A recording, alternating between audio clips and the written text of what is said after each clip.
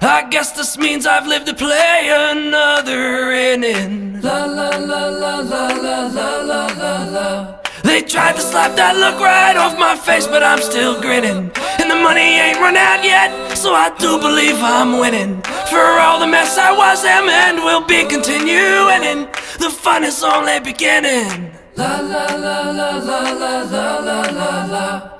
La la la la la la la la la la. La la la la la la la la la. La la la la la la la la. Hello and welcome to Don't Bury the Lead. We recap WWE SmackDown every Saturday night, but tonight is a unique night because we are recapping WWE's PLE Clash in Paris. My name is John Zindel. I'm joined by Dom Scarcella. Dom, get and tell the people a little bit about yourself. Tonight, good morning, Fixer. Tonight, I was pleasantly surprised to be able to Van Gogh to Oui Paris with the WWE's Clash in Paris. 6 matches on the card. Lots of stuff going on. The last premium live event before the move to ESPN. John, what's going on? Without further ado, don't bury the lead. What's our top story from this action at the premium live event? Dom, we don't ever bury the lead. And the lead is the main event.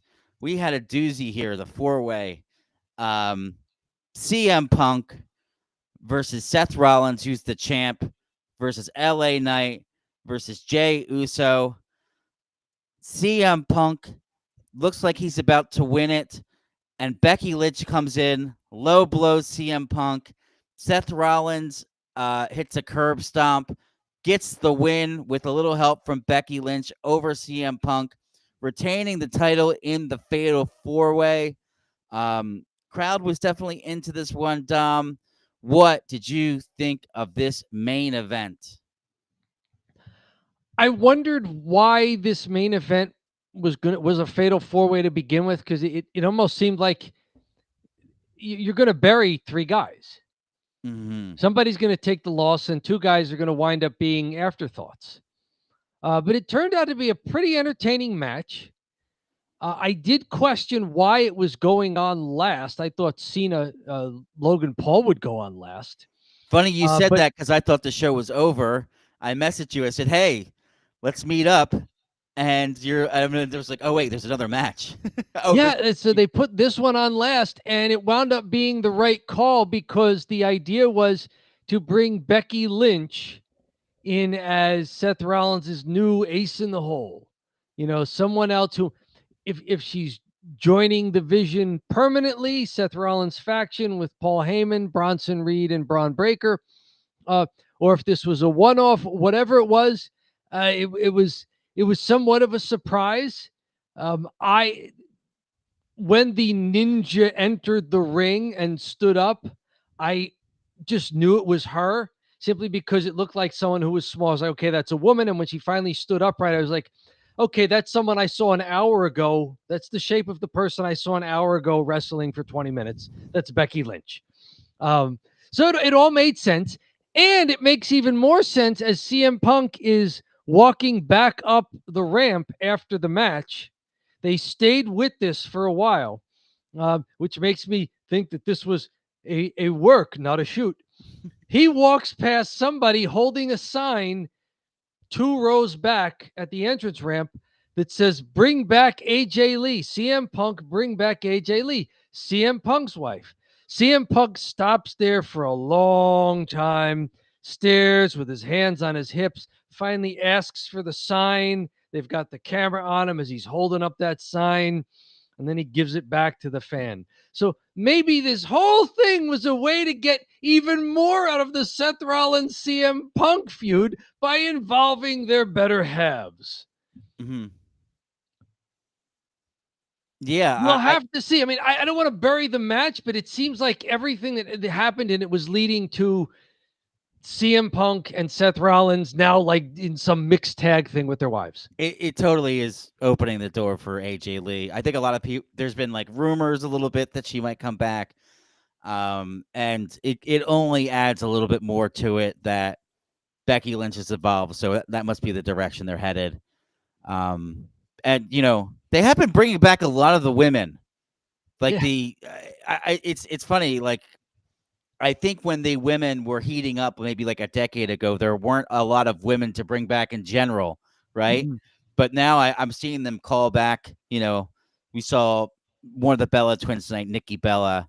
Mm-hmm. We've seen Trish Stratus, so I think it makes sense that WWE has no problem just going old, right? You look at the ages of some of their guys, some of their top guys, and you're like, yeah, they got no problem throwing out a 50-year-old, Well, I was it the announcers tonight, either Wade Barrett or Michael Cole or someone on the pre-show. I can't remember because I watched maybe like 10 minutes of the pre-show. I logged in, make sure everything was working at like 1:50 Eastern time here in Jersey. The premium live event started in 2. Nice Sunday afternoon event because it's over in Europe, prime time for them. Mm-hmm. And someone said, yeah, the youngest participant in the fatal 4-way for the World Heavyweight Championship is 40. Logan Paul is 30. Like, he seems like a very, very young person. Oh, yeah, he's like a baby there. Right, he's a toddler. Like John Cena's 47. The youngest person in the fatal 4-way is 40. Mm-hmm. It's Logan funny. Paul's 30. I think they're skewing old. Like the prime for wrestlers now is like 30 to 45. It's becoming. Yeah, no, it totally. And it used to be kind of like your 30s were your best years, right? But it does seem to be shifting in that direction where a lot of the guys that are top guys are in their 40s and late 40s too. And even like Cena's jacked, but he looks old as hell from all the testosterone he's done over the years. So he looks like he's in his 50s. But right. But it's actually maybe it's a little bit more toward like it's a little bit more like the modern medicine and things that we have now where people can just function a lot better at an older age and you're not hobbled and dead at 65. And the WWE schedule where you don't work 250 dates a year with all the travel. That's a you great either point. work Raw or you work SmackDown, and then there might be a premium live event. And they're set up so it's Friday, Saturday, Sunday, Monday. Mm-hmm. So even if everybody's traveling together, it's for 4 days.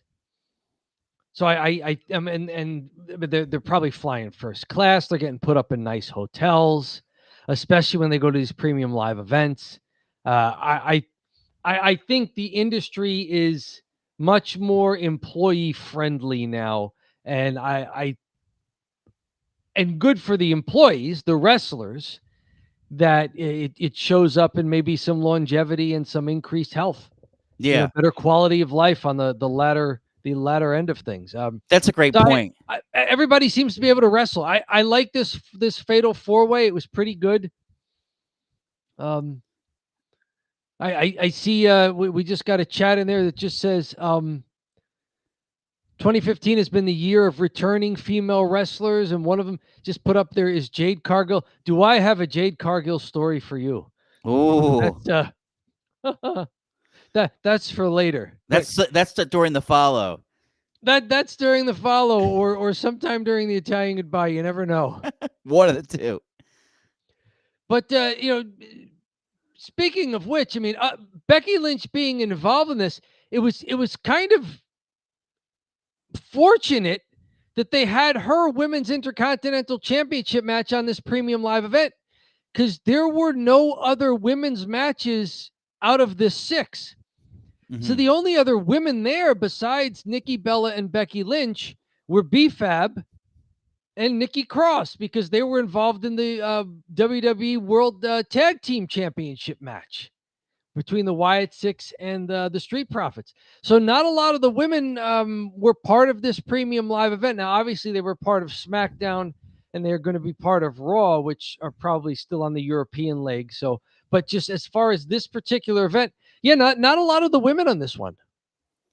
Yeah. But, one of the women who was there played a big role and a surprise role there at the end. Anything from the Fatal 4-Way that you wanted to highlight?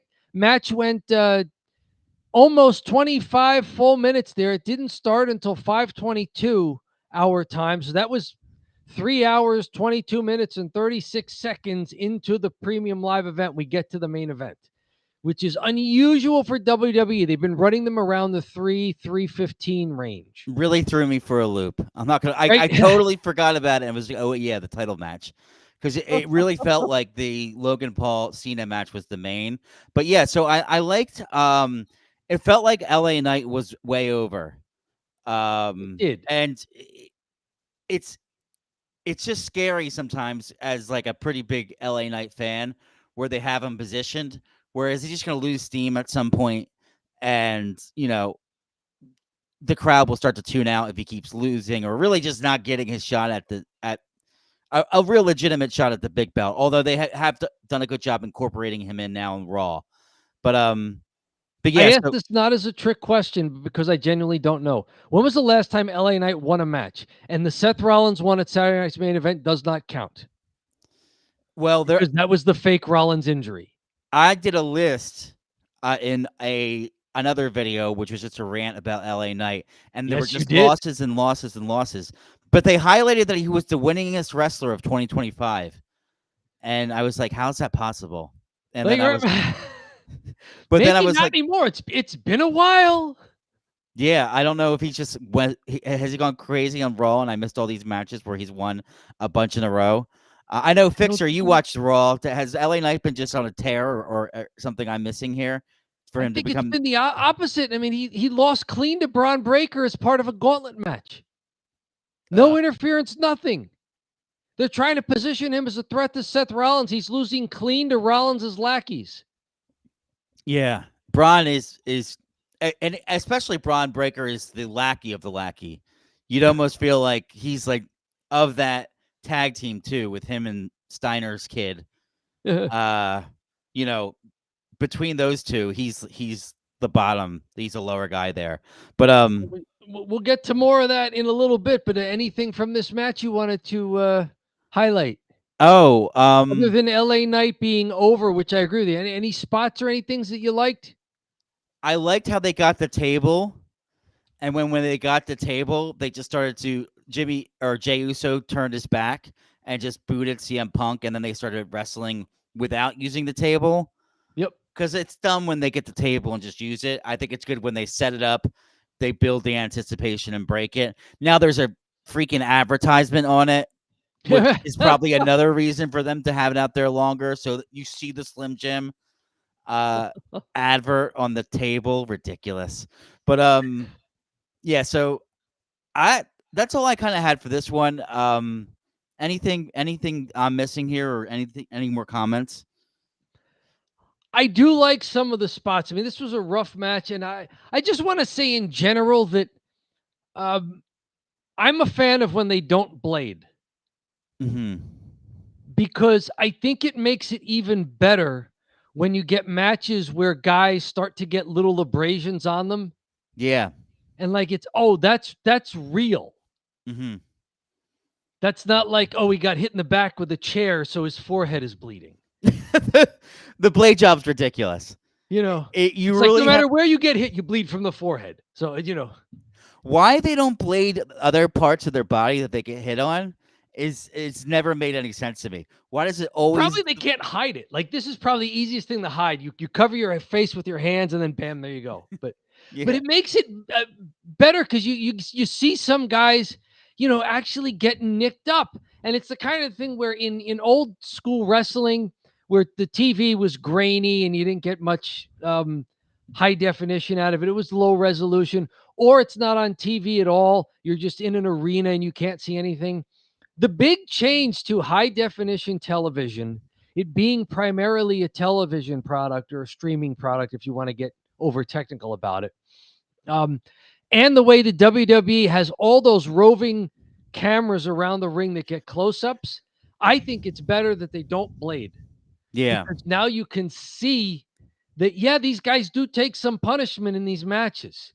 You can see guys getting abrasions and bruises here and there, and every now and then a welt or a little bump somewhere. Like you can see, oh, they are taking physical contact, sometimes with ring steps, you know.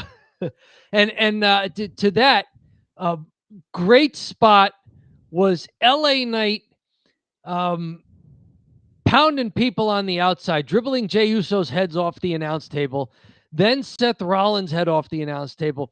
And this is after he had pushed CM Punk off the ring apron through, what was that? The Slim Jim table that was set up on the floor? The Right. Slim Jim table. Yes, he pushed him through the Slim Jim table. Do we get a nickel every time I say that? I know we got to get some some monetization here from Slim Gotta get Jim. some of that Slim Jim money. Mhm. And then he lays Seth Rollins across the French announce table, goes up to the turnbuckle, and LA Knight. Now, Jey Uso comes over to try and fight with him up there on the turnbuckle. LA Knight kicks him off, but by that time, Seth Rollins has recovered. LA Knight leaps, Rollins rolls out of the way. LA Knight goes crashing completely through the French announce desk. Great spot. Great spot, and that was the reason why LA Knight was really out of the match for the rest of it. But I thought it was a cool looking match. Like, he's either going to hit this or he's going to miss it. Either way, it's going to be a really cool looking spot. Mhm. And it was. I like how everybody got their times when they shined, and not just in a one-on-one situation, but against everybody else. I mean, at one point, Seth Rollins floored all the other guys and went for pinfalls, and it just didn't work. You know, everybody kicked out, but like he hit the pedigree on CM Punk for a 2 count. Buckle bombed LA Knight for a 2 count. Top turnbuckle splash on Jey Uso, taking his move there for a 2 count. Something like that. At one point, LA Knight, you know, he had the advantage on everybody for a while. CM Punk had the advantage for a while on everybody. And even Jey Uso, even though they played up that he had injured ribs. You know, he had times where he had advantages on everybody. Especially you mentioned on the outside when they went to get the table and it looked like the 3 baby faces were all working together. And then Jey just turns on a couple of them. Mhm. You know, starts super kicking first Punk, then LA Knight after Knight clotheslined Rollins over the barricade. So it was good to see each guy shine a little bit in the match, because you're always wondering, like, are people just going to get buried in a match like this? Yeah. And then just to kind of circle back here, Fixers confirmed, like, yeah, LA Knights lost a number of matches this year, because I was asking him about Raw. But yeah, it's interesting. CM Punk gets the pin, but he doesn't look weak because he got low blowed. Yes. So nobody really comes out looking too bad, to be honest with you. And I really thought that either Uso was going to eat the pin, or disappointingly, LA Knight would. Yeah, so I think they kind of are cooling Uso off a little bit after he dropped the belt, right? So I didn't think he'd win it, but LA Knight felt like had a shot. CM Punk will eventually win it. He already has won it, but he will eventually win it, right? Okay, you think he's due for another title run? It feels like, it feels like they have really protected him and let him win a ton, and have done everything possible to not have him freak out, which probably includes a title run. You know, like I'd like to have Seth with a longer title run here, just because it not only plays into building up his faction, but it'll make it a bigger deal when somebody beats him. Seth was really good today as a heel, talking Yes. trash with the camera. Absolutely. He knows when the camera's on him. He really knew a little bit more dastardly, right? Of a heel, not just like a chicken crap heel. More dastardly, more like, I want to end it. I want to end you. I want to end your family. Which I was like, what? Family? Okay. Dark. But yeah, anything else from this match? We're 20 minutes or so here into the... Yeah, I think the AJ Lee angle allows the CM Punk Seth Rollins thing to continue without the belt being on the line right away, because, you know, I would like to see Seth keep the belt for a little while longer, just because I want the title reign to mean something when it finally switches. Yeah, so I agree, and a couple other things here just coming through from the Fixer. He's with me on that one. The only match LA Knights won was the Saturday Night's main event, which doesn't count anymore because Seth Rollins was faking a knee injury. Yeah, that He got buried winning that match. Michael Cole Oh, called it. remember the fake angle that everybody fell for, and they just made LA Knight win it over a guy who was hurt but not really hurt? It was funny because they said it was the ruse of the century. I'm like, there was a million reports like, oh, this is fake. This is a work. I was like, I don't think it was the ruse of the century. One thing about the main event, it showed, in my opinion, that Seth is the better wrestler. Over Maybe just CM Punk. Yeah, Seth, he's a little younger. He's still probably in the prime, if we're saying like the way guys take care of each other and themselves nowadays. 30 to 45 is your prime. Yeah, Seth Rollins is probably in his prime still. He's an excellent wrestler. He's fantastic. Yeah, he's always been a very good athlete. You know, Yes. he's so all around good stuff from him. But I think that's it for the lead. Dom, Alrighty. let's move on to the follow here. I don't know if we go with the other main event or a comment that Fixer said, but We've mentioned two other matches in passing so far. yeah, maybe we'll just go with the other, what felt like the other main event.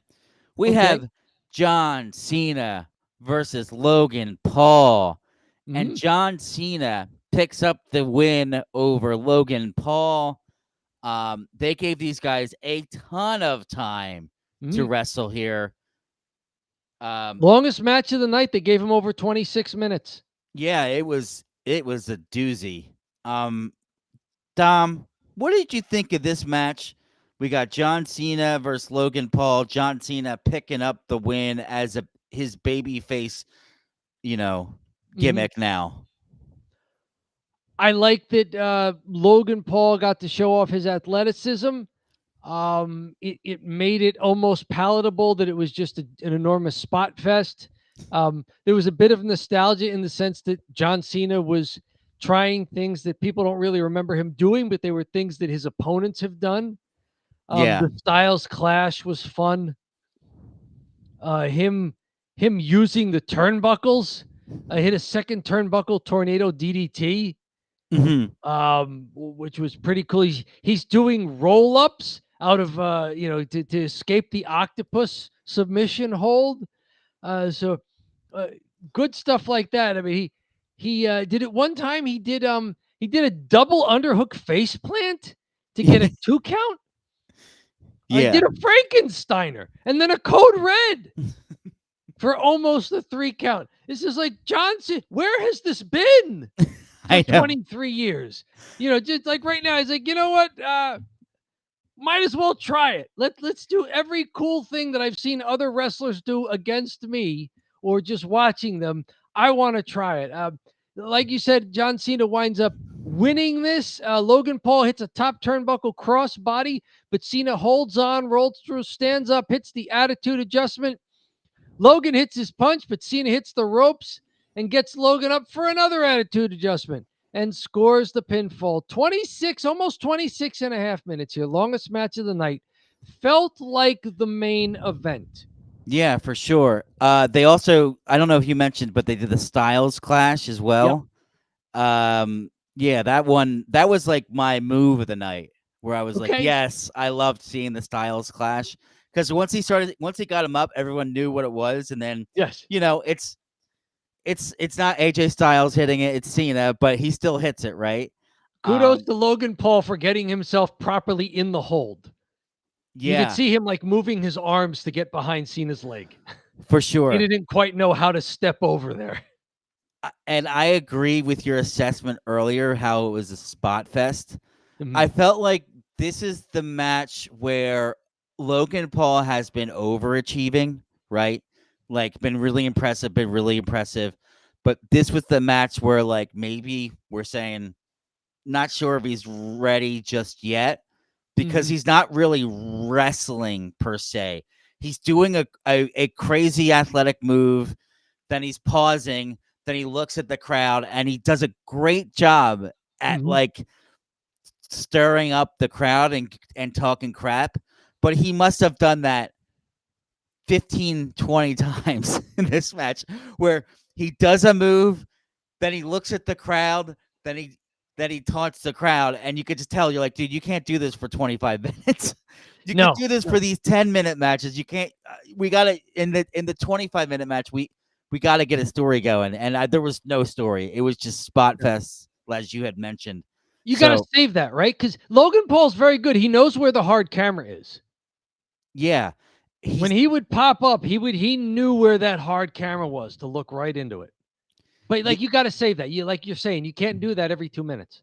you can't keep doing it, and you really do it when the crowd's dead. That's when you need to do it. That Yeah. crowd was electric.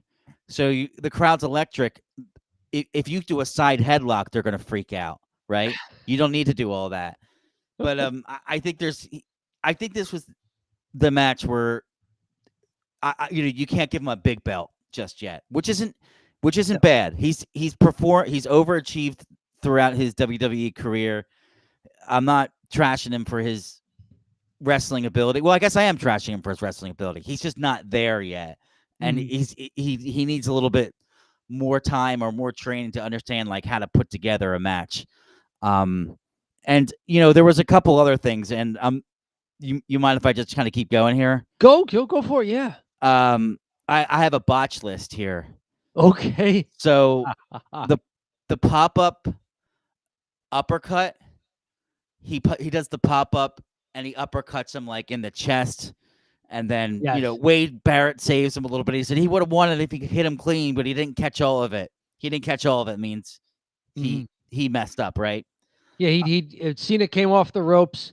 Logan Paul threw him up in the air, and as he was coming down, hit him with the uppercut, somewhere around the chest. Yeah, sternum area. He misses. Yeah, that was a botch, and maybe I'm calling these like imperfections, right? Maybe not Mhm. botches, but like little messy. The buckshot lariat looked like crap because he comes over, he lands. Cena's like they're like just not on the same page. He kind of like lands and then jumps and then just does a clothesline. Mhm. So the buckshot lariat didn't. He just kind of screwed that one up. There was one point where there's always like this stereotypical reversal where there's a side headlock and the guy he pops the dude over, Cena pops the dude over, and the dude lands on his feet. He Mhm. didn't land on his feet. I know I'm nitpicking, and I do like the fact that Paul is unpolished in a way, so it doesn't look so gymnasticy. It looks like these are just a guy doing the moves, but I think these are just a couple things where I'm like, when we're talking about how athletic he is, he's still sloppy, you Mhm. know. Although he's hyper athletic, there's still like a level of sloppiness that I see in there. Um, and I do like that Wade Barrett was trying to really put him over, and he kept saying he's like super athletic, and he kept saying he nailed that one. I'm like, no, he didn't. But Barrett's like doing the thing where he's just got to get him over. But I mean, outside of that, I just feel like the match was a little long, but it was a lot of fun. It's fun seeing Cena do all this stuff, and it still gets like a thumbs up from me. But I do want to nitpick a little bit before we announce Logan Paul as the greatest wrestler ever, like which some people are just saying he's like in the top 5 right now of anyone in the world, and it's ridiculous. I don't think he cracks it. I think he's probably in the top 25 for sure, and I think he's overachieved for a celebrity. And I Mhm. think he's been good in WWE, but he's not Rollins yet. He's not Styles yet. He's not No. Cody, you know, No. et cetera, et cetera. Gunter. I mean, there's 4 guys I would say are better on the roster. Sure. Now he can be in the ring with those guys under the right circumstances because it's an attraction and because he's so athletic. Yeah. He's got pretty much the most unique gimmick I can think of in pro wrestling, where he legitimately is disliked by the fans. So that's why he's booed. And it's just interesting, right? Like I think oftentimes with heels, people's like they're in on the act, right? So when Sure. they see a heel acting a certain way and he's really good, there's a tendency to start to like him. But with him, like people will be like, like MJF's a great example. Like he's such a great heel, but people deep down are like, oh, he's a great heel. But with Logan Paul, deep down, you're like, this guy's a piece of crap, but he's a good wrestler. But so I'm gonna boo him, right? He's got a unique. Yeah, sorry. Yeah, I was gonna say the example in WWE is Seth Rollins. Yeah. Like you can make a legitimate complaint that Seth Rollins doesn't do enough to get the crowd against him. He keeps trying to conduct them when they sing the song. Yeah. Like and if he wants to take some pointers, perhaps the newest member of the Vision can help him. Right. That's a great point. Because nobody's better than Becky Lynch as someone who the crowd wants to cheer for and has been a great baby face.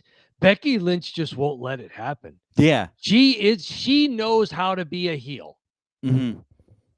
Maybe she could teach Seth how to not be a baby face when you're supposed to be a heel. Mm-hmm. This is good from the Fixer. Said I'm surprised Cena didn't hit the RKO. Yeah, right. Yeah. Maybe he's saving that one for the Brock Lesnar match. And then I got one more from the Fixer here. Yeah, you were saying Fixer says he thinks they might have had to drag this match, all the matches out, because there was one missing. Naomi's pregnancy meant that they weren't going to have that women's title defended. Oh, right. So now I wonder if they replaced it with something, like maybe Sheamus Rusev replaced it. Mm-hmm. Or maybe the Intercontinental women's match replaced it. But I would think that it happened a few weeks out that they may have replaced it. Because I mean, I don't think this was supposed to be a 7-card premium live event. Mm-hmm. I think the SmackDown Men's Tag Team Championship got added late to this card, and maybe that was why. Yeah. Okay. We had a match fall through. We need something to break it up, and the men's division on SmackDown had been wrestling so well without getting major pay-per-view appearances that maybe it was time. So they said, "Yeah, let's put you guys on there." So maybe that's a segue to our next matches. We've mentioned a few other matches so far. I think we've mentioned the whole card so far in passing. Yeah, I called the last 2 matches. Do you want to maybe call the next one here, Dom? Sure, it doesn't have to be a long recap, but the match went about 20 minutes. It was Sheamus versus Rusev, and this was the match where it was supposed to be an old-fashioned Donnybrook. It involved whiskey barrels brought out to ringside, which came into play. A miniature bar, like an alcohol bar you'd find in a pub, being brought out to the area there, ringside area. This was a great match for what I was talking about before. Guys not blading, but with the way that WWE does TV, you're seeing little welts and abrasions all over Rusev and all over Sheamus, especially Sheamus because he does the full body shave and he's just so white. Yeah, I know. I noticed that tonight. I was like, is that like makeup or is that his natural skin? That's crazy. He is a very low melanin. He's like he's translucent out there. He is the spotlight finds Sheamus and Sheamus becomes the spotlight. Right. Yeah, but it was a fun match in the sense that it was supposed to be hard hitting, and yes, it was. Eventually, Rusev wins this match. He breaks a shillelagh across Sheamus's back, but Sheamus kicks out of the pinfall attempt at 2.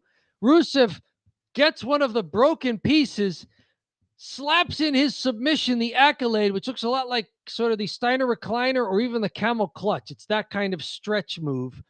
And after he applies it, he rocks all the way back. So now his back is on the ground. I thought it was almost a pinning combination. Like Mhm. Sheamus had wriggled out of the move and was going to pin Rusev. But no, they had Rusev keeping the hold on Sheamus with the shillelagh piece across Sheamus's chin and mouth area. And Sheamus, they were saying for only the second time ever, tapped out to a move. Match went about 20 minutes. Hard hitting, color the natural way, the hard way. Yeah. Fun stuff. Guys going through a fake bar that was set up. Guys, Sheamus hits white noise off the top of a whiskey barrel stack that the referee was very kindly trying to steady for them as they were perched on top of it. Like the people in the ladder matches trying to keep the ladder from tipping over. Oh, that looks crazy. Right, it went through a table. The white noise through the tables.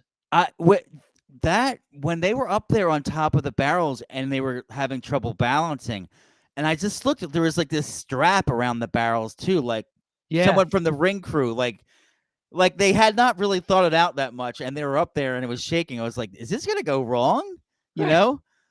Because these were new things I haven't seen anywhere really. Right. This was really refreshing to see new weapons, like new props, because it's always just a table and a chair and a ladder for some reason. Kendo stick, Kendo stick, right. So this was refreshing, and I really liked this match. It was so fun and dumb. Like it was just like, this is one that was just like, this is going to be a fun car crash. I don't have a ton of notes because there weren't a ton of moves. There wasn't a lot of spots. They were just beating the hell out of each other, which is like what you kind of which they told you that was going to happen, right? Yes. Oh, at Donnybrook. This is just a brawl. Did you see Rusev does the Kensington clutch, aka the camel clutch? Yeah, they call it the Accolade. The Accolade. It's the Steiner recliner. It's the camel clutch before that. The Kensington clutch from the Bonsall Street Bomber. Yes. So there was a spot where Rusev had the Kensington clutch in, or the camel clutch. So he has the clutch in, right? And Sheamus picks him up and just drops him right on his back. I've done that like so many times. That was like the go-to reversal, because we'd have the matches, right? And you'd have the guy in such a weird position. Like, how do you get out of this, right? If you can't get to the rope, what do we do? And that would be like the simplest one. Either pick me up and then throw me up against the corner, or just go back and I'll just back bump. And they did the real simple exit. And I was like, I've done that so many times, and I wanted to mention it on the show. There you go. New Jersey Championship Wrestling gets a shout out on Don't Bury the Lead. We're doing some real inside baseball here, talking about talking glory days of the past. And then I have for that one, like you were saying, I like the color. It was hard hitting stuff that we hadn't seen before. Rusev doing an Uranagi through the bar, slamming Sheamus through the bar that had been laid down so that it could break in that fashion. So Well, maybe we can keep the show moving here, and we've been mentioning her, so let's bring her up, right? Becky Lynch picks up the win over Nikki Bella, and man, they gave everyone a lot of time. I was shocked how long this one kind of went with Nikki Bella in there, but Becky Lynch, which I figured would be like, oh, we're gonna do something real quick and just pin Nick. She comes out, she gets pinned because she's like, she hasn't wrestled in years, but they had her out there in a singles match, and boy, she was out there. What you think of this one, Dom? Probably the unmatch of the night, but part of it is, like you said, Nikki Bella's, she hasn't wrestled regularly in a decade. And when she wrestled, she was like in the Diva era. Okay. That was almost like her thing, like they almost played into that gimmick where she was still like diva-y as like the more athletic women were coming up. She was just like a model that wrestled. I thought Becky Lynch did a great job of working with her Yeah. and letting her look as strong as possible. I mean, Becky Lynch wins this. Um, Wade Barrett called it the Lynch pin. Pin. It was the way she had won the 3-way with Lyra Valkyria and Bailey. She does this neat float over onto her opponent's back, and she's got her opponent back to back, and then winds up rolling, standing them up on their shoulders on the mat. So it's not quite a crucifix. It's not quite the arm locks like Jericho used to do, or Christian used to do. It still does. Christian Cage for the spike he does when he drops down when the guy's behind his back. Chelsea Green does it as well. The unpretty her. Mm-hmm. So it's not quite that kind of link up with the arms, but it's an interesting move. It takes some coordination, and like Nikki Bella has to know what she's doing in order to take that pin. So kudos to her for taking that finish and making it look smooth. It's a new finishing. It's not even a finishing move. It's a finishing roll up. It's not even a high impact maneuver or a submission. It's a variation on a roll up. Wade Barrett wants to call it the Lynch pin. Okay, she wins with a Lynch pin. Nikki Bella was trying for some of Becky Lynch's moves. She tried a manhandle off the ring steps. Nikki avoided a manhandle off the ring steps, hit her own Bella Buster on the ring steps. That was Becky cool. Lynch sold it great. Yeah. Nikki then hit a manhandle slam back in the ring for a 2 count. Nikki tried the disarmer, one of Becky's submissions hold, but Becky knew how to escape, got Nikki in the Lynch pin for the finish. So that was the finish. So the finish was Nikki trying some of Becky's moves and Becky selling it pretty well, but Becky just getting the better of her at the end. So it didn't really make Nikki Bella look weak. This was probably as strong as Nikki Bella could have looked without winning the match. Yeah, because she kind of got. I mean, the pin was deceptive, right? Mm. But I like pinning maneuvers. I think that I like that concept rather than just doing a big finisher. Yeah. Like, hey, you can pin someone normally, and that's not And without grabbing the tights, like Becky Lynch with a total babyface pin. right. Like this is just a really cool pinning roll up. Yes. One thing I noticed, Nikki Bella. So there was a corner spot that had to have been blown where she like kind of just like a spinning kick off the ropes, but there's nobody home.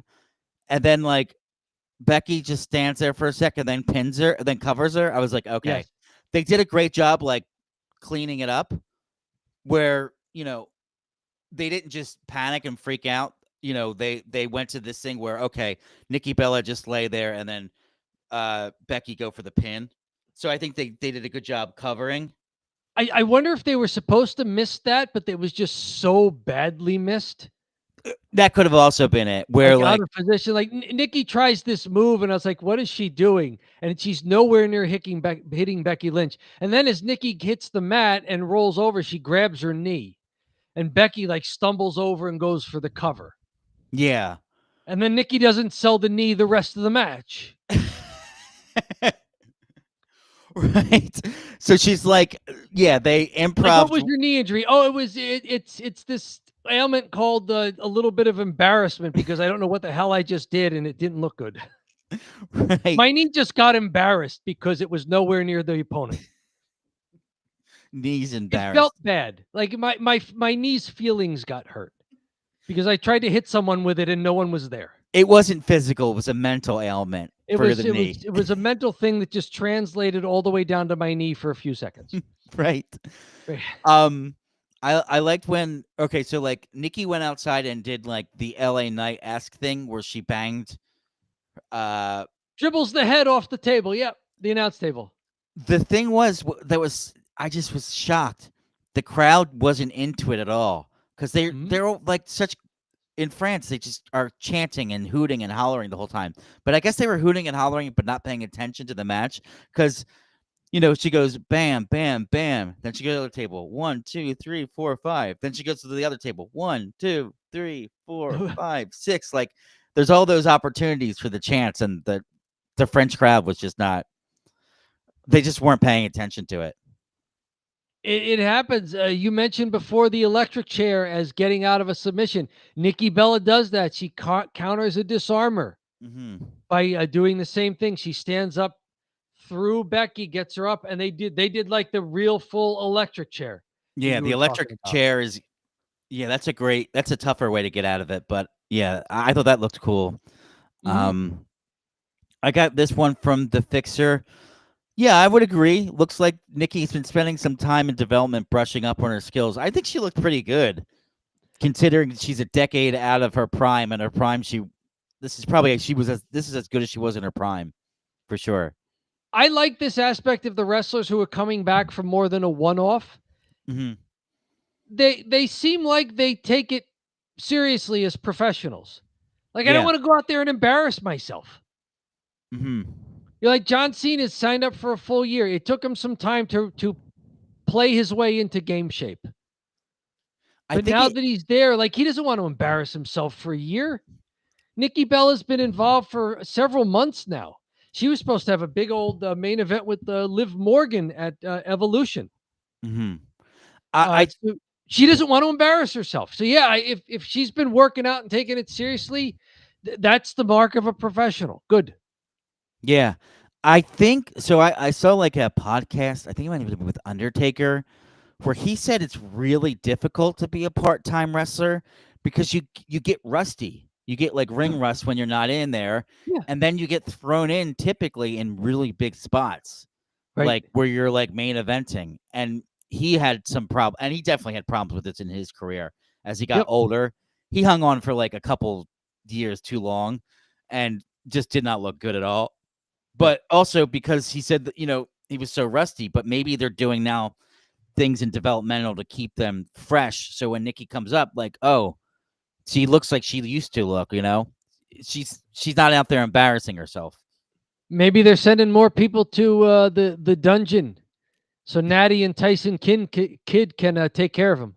If there's one person you should be paying attention to that has so much longevity, it's Natalia Natty. Neidhart. Yeah, for sure. Anything else from this match here? Not other than that Becky Lynch wins and should win, and it looks like it's going to be a long intercontinental reign for her, and maybe she can give her husband some pointers. Right. Where do we want to go to next? Got a couple left. You want to just keep we're working our way backwards in reverse order that they happened. WWE Tag Team Championship, another match that went just a little more than 13 minutes. The Wyatt Six, Dexter Lumis and Joe Gacy, retain the titles over the Street Profits. That's Montez Ford and Angelo Dawkins. While the ref is distracted, Montez Ford is trying to re-enter the ring. Nikki Cross, who's hiding under the ring at this point, grabs his ankle so that he can't climb back into the ring, which allows Uncle Howdy to hit Sister Abigail on Montez Ford. And the ref sees none of this. Not a whiff of it. They roll Montez Ford back into the ring where Dexter Lumis suplexes him into a Joe Gacy sit-out powerbomb. So a good-looking tag team finisher there by the Wyatt Six. For the pinfall, they retain the tag team championship. The tag team division on SmackDown has been really strong for several months now. Besides these two teams, it's DIY, Tommaso Ciampa and Johnny Gargano. It's the Motor City Machine Guns were in there for a while. It's surprising teams like Andrade and Rey Fenix that got thrown together that look really strong together. It's guys like oh my gosh, I'm forgetting some of them, but there's enough of them that they have a really good division going on. The guys from Santos Escobar's group, Berto and Angel. They are there as well. Fraxium, The Miz and Carmelo Hayes. I mean, there's a lot of really good tag teams, and this was I think, a good nod to how hard those guys have worked. That they put their title match, instead of putting it on SmackDown, they put it on the premium live event. So good for them. The only weird thing about it is that, with some of the European flavor they have in the tag division, guys like Fraxium weren't there. Whereas Axiom, he's from Spain, he's European. So is Nathan Fraser. He's from Great Britain. So those guys weren't there on the European card. But yeah, you got a lot of really good tag teams. Yes, I see now the chats are coming in from, looks like all from the Fixer. Yep, all the guys I was mentioning after scrolling a little bit further down through my notes to what happened on SmackDown. Yeah. All those guys. So this was kind of a tag team division reward, I think, for how hard all those guys have worked. Good little match, and by little I just mean because it was 13 minutes, and that was, tied for the shortest match on the card. But not little in terms of how the guys performed. I like Dexter Lumis and Joe Gacy. They look like guys who were destined to be on NXT forever. Yeah. Maybe every now and then get a low card whiff of the main roster. But now that they're in the Wyatt Six and as a tag team, they look like they've been tag teaming for 10 years. They really do work well together. They each seem to have gone all in on the gimmick as well. So good for them. I kind of like these guys, and I echo what you've been saying too, that the tag team division's been pretty impressive, and it's been a big improvement from when it was like the Usos dropping the title, and there was just a big gap there, right?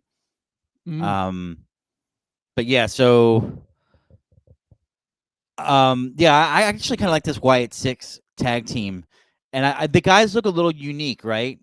Yep. Like their body types look a little bit not WWE, NXT, standard issue guys.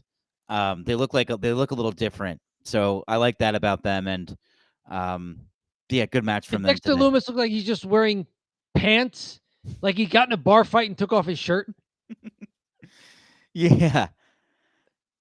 And Joe Gacy looks like, well, he looks like from NJCW Anton Zander a little bit. He does have Anton Zander vibes. Yes. Oh, I just looked him up. He's a three-time CZW champion from Franklin, New Jersey. There you go. Joe Gacy, really? Yeah. He's a Oh, wow. He's a CZW guy, and he's from New Jersey. So that's why he looks like Anton Zander. There's a lot of guys that look like that in this area. He just looks Jersey, and he's a good wrestler too. I liked what these guys were doing out there. Nice. And then do we have one more match? There's one more match. It was the match where, if you count the post match, it was the longest of the night. Oh, wow. 22 minutes for the match, and then another 16 minutes for the post match. I missed this one, so you can take it away, Dom. Oh my God, you must have missed the entire first hour then. Roman Reigns defeats Bronson Reed in 22 minutes. He spears Bronson Reed, but Bronson takes it standing, lifts Roman up for a sit-out powerbomb and a 2.5 count. They fight on the turnbuckles. Roman hits a Superman punch up to the second turnbuckle. Bronson Reed pushed him off, and Roman Reigns came back up and leapt up, and Superman punched him while he was sitting on the turnbuckle there, and then hit a second turnbuckle Samoan drop, and then a spear for the pinfall. Post-match, Roman Reigns slowly re-enters the ring as Paul Heyman is checking on a fallen Bronson Reed. This scares the groveling Paul Heyman, who starts saying, "I love you, my tribal chief," and putting up the ones. And it's just that Roman Reigns wants his sneakers back.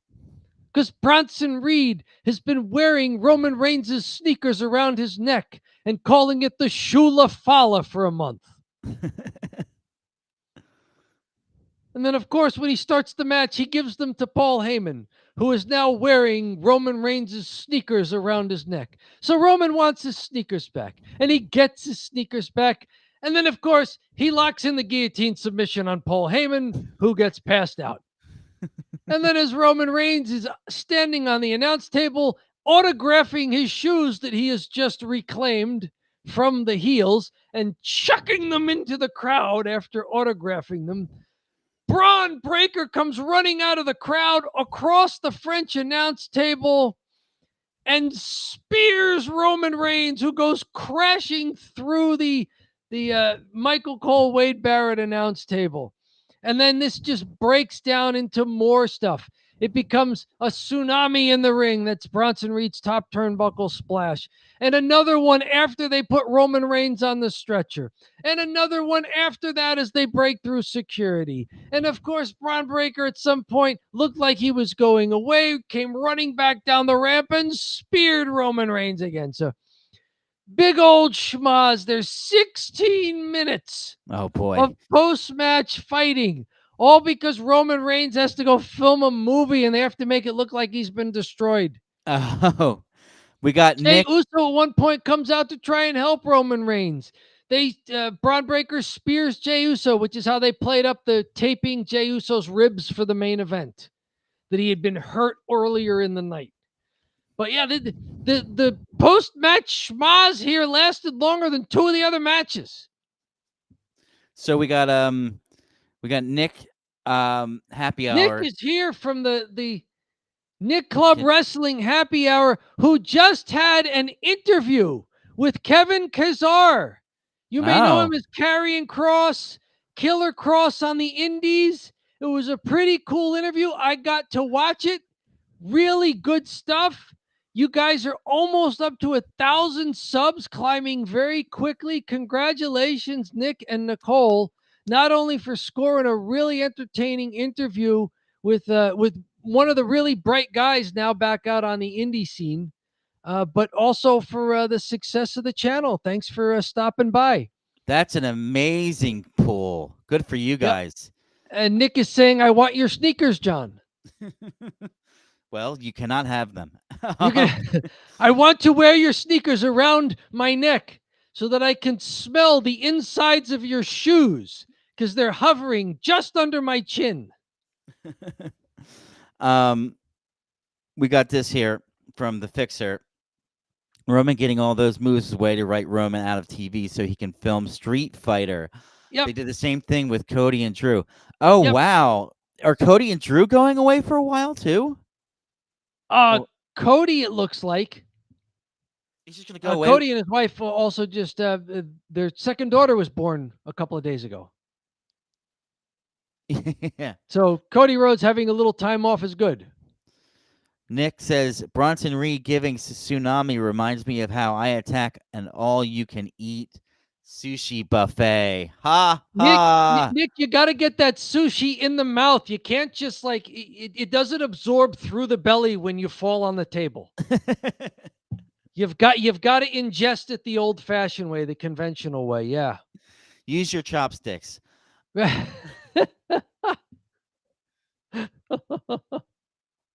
So Bronson Reed looks strong in this match. He got most of the offense in this match, but Roman just winds up winning at the end. And then I guess this was the only way they could have done it. They couldn't bury Bronson Reed, so they had to make him look strong in the match. On the other hand, it's not like they're giving Roman Reigns a big run for anything. He's got to leave for a little while. This was the best way to do it. Is Cody leaving with the belt then? Yeah, maybe they just don't defend it for a couple of months. Yeah. Maybe it comes back at Survivor Series. Yeah, maybe it's only a couple weeks or something. I mean, I don't know if he'd be they have the September to Palooza or whatever they're calling it in 3 weeks. from Indianapolis. Then they've got something in October. It's the Crown Jewel, but it's from Australia. So I don't know if Cody makes either one of those pay-per-views, but I would imagine he'd be back by Survivor Series. That makes sense. Just take those kind of odd, those like different pay-per-views and just he can take those off. That makes sense. It's kind of poor timing though, because they just put the belt back on him. Like they just had the passing of the torch from Cena to Cody. I was going to say and it's that like, it's just terrible timing for him not to be wrestling. It just is a weird time to say, I'm going to take some time off, but so pop the belt onto me and then I'm going to take 3 months and you guys just figure it out. Right. You figure out how to have main events without your biggest belt. Right. Anything else from this pay-per-view, Dom? I think we've talked about it at length here. An extremely sweaty Adam Pearce yelling at Bronson Reed and Braun Breaker in the back. And saying, if I see you guys at the end of the show anywhere in the arena, you're getting suspended indefinitely without pay. And he's like, it's like the sweat is almost pouring out of the man's head. All right. I think that's it for this show. This is going to be our last PLE. So we're going to continue to do anything on Peacock. But as far as ESPN's concerned, that's to be determined. Basically, we need to figure out how do we steal WWE now that they've increased the price from $0 a month to $30 a month by moving to ESPN. Nick Teodoro, I know you're in the U.S. If you have any recommendations, let us know. I might be. I almost bought an eye patch for this segment here to say we will be pirating the rest of the shows. So if we see them live, then we'll recap them live, but it might be a day late. We could always just recap SmackDown like we were when we started. Yeah, we'll continue to recap SmackDown. We are 1 month away from the 3rd anniversary of Don't Bury the Lead. Oh, wow. It was the last Friday of September 2022. Oh, Fixer, you might have the idea. You get a VPN and you get Netflix. Netflix is trying, it's cat and mouse, and, the cat gets the upper hand, the mouse gets the upper hand, the cat gets the upper hand, the mouse gets the upper hand. Some of that, with the big streaming platforms, it's getting tougher to VPN. But could be, if you've got Netflix. But we could always just, go back to doing SmackDown. Yeah. SmackDown and Saturday night's main events 4 times a year. True. Yeah, so I think that's about it, Dom. I think that's the recap, yeah. And the only thing left to do is not put a bow on it, but put a thumb on it. Yeah, Dom, it feels about that time, right? Right. Is it drive time? It is drive time. It's time for the thumb drive, which is where we take all of the information we have stored up for this show and we download it into a simple thumbs up or a thumbs down. There are no ties. There are also no star ratings, no letter grades, no number grades. You are taking this class as school starts in North America soon, if it hasn't already. Pass, fail. Dom, we're not Dave Meltzer. We don't do star ratings. We don't do 7 stars in the Tokyo Dome. We don't do 3 stars at the Core State Center. I started coughing, sorry, during my rant. No. We don't do star ratings. We just say, was the show good or was the show bad? We ain't Dave Meltzer, Dom.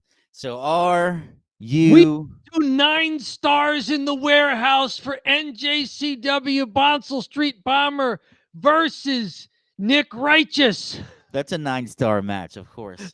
That's the only time I do stars is when they're over 5. All right, ready? 3, 2, 1. 2 thumbs up. Dom, why did you give this show a thumbs up?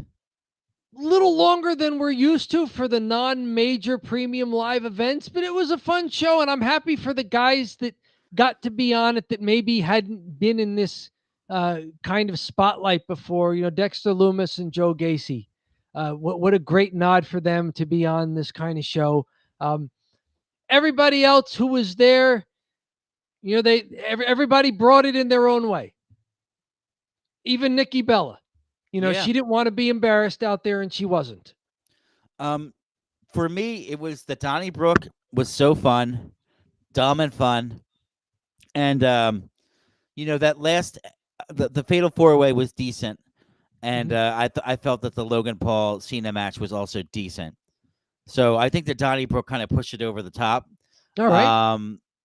I thought it was a little long. A lot of the matches were just too long, and but it still was good enough for me, and I have no complaints about a wrestling match like this. Not the greatest one in the world, but hey, definitely a thumbs up. Mm-hmm.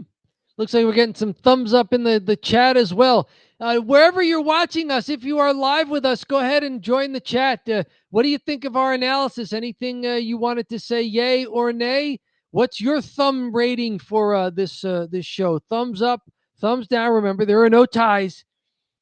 And we're not talking about neckties. We mean there's no ties. You can't just sit on the fence. You gotta make a decision. Thumb up or thumb down. Someone give a thumbs up to security. Yeah, their security can't do anything. Oh, this is the WWE's security. They get a thumbs down. Yeah, that's a shame. What do you think? Let us know what you think of the show. If you watch it, thumbs up, thumbs down. We're going to move on to the next section, though. Thank you for that, Biswa. We appreciate it. And welcome to the show. So, we're going to go into our next segment here, Dom. Are you ready? I am ready. Our next segment is called Cheap Heat. Cheap Heat is where we talk about trending topics in the pro wrestling world from WWE, AEW, and beyond. So we talk about these trending topics, and we'll have a full show here, but we'll cut down these some of the topics that we discussed, and we make smaller videos. That's really the bread and butter of the channel. That's what gets us the most views. That's what's got us monetized.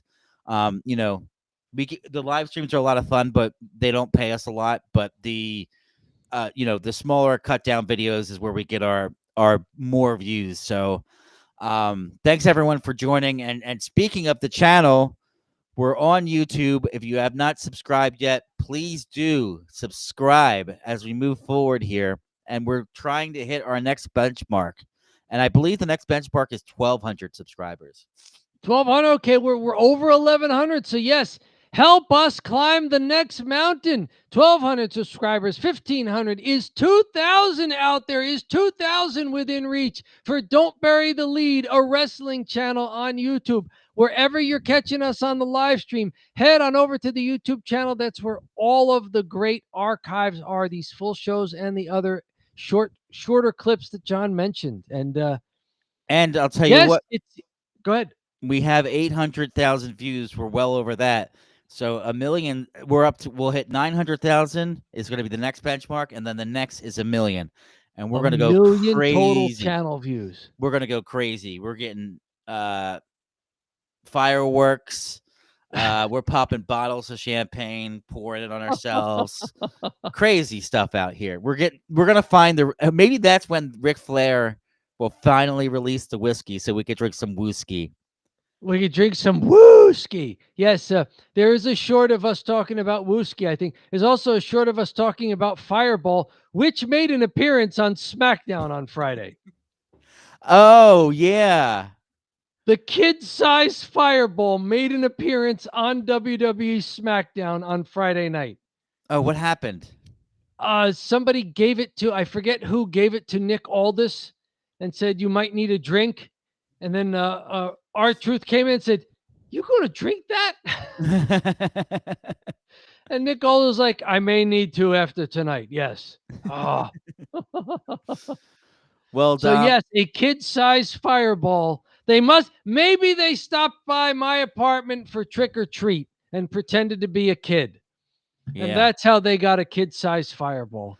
Yeah, Dommy, we've got our first story here, and this is all over the internet here. So I'll kick it to Yes, and in you. fact, this is kind of the old news, is that Rampage Jackson's son Raja was he may not really understand what pro wrestling is, but he was there at an event for Knox Pro Wrestling.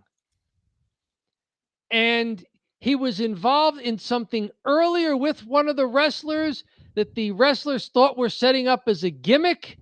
It may have been a botched work in the promo area, but whatever happened, Raja Jackson, you can see him here.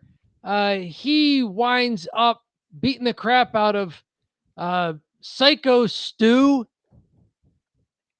in a Donnybrook of sorts at the end of this match.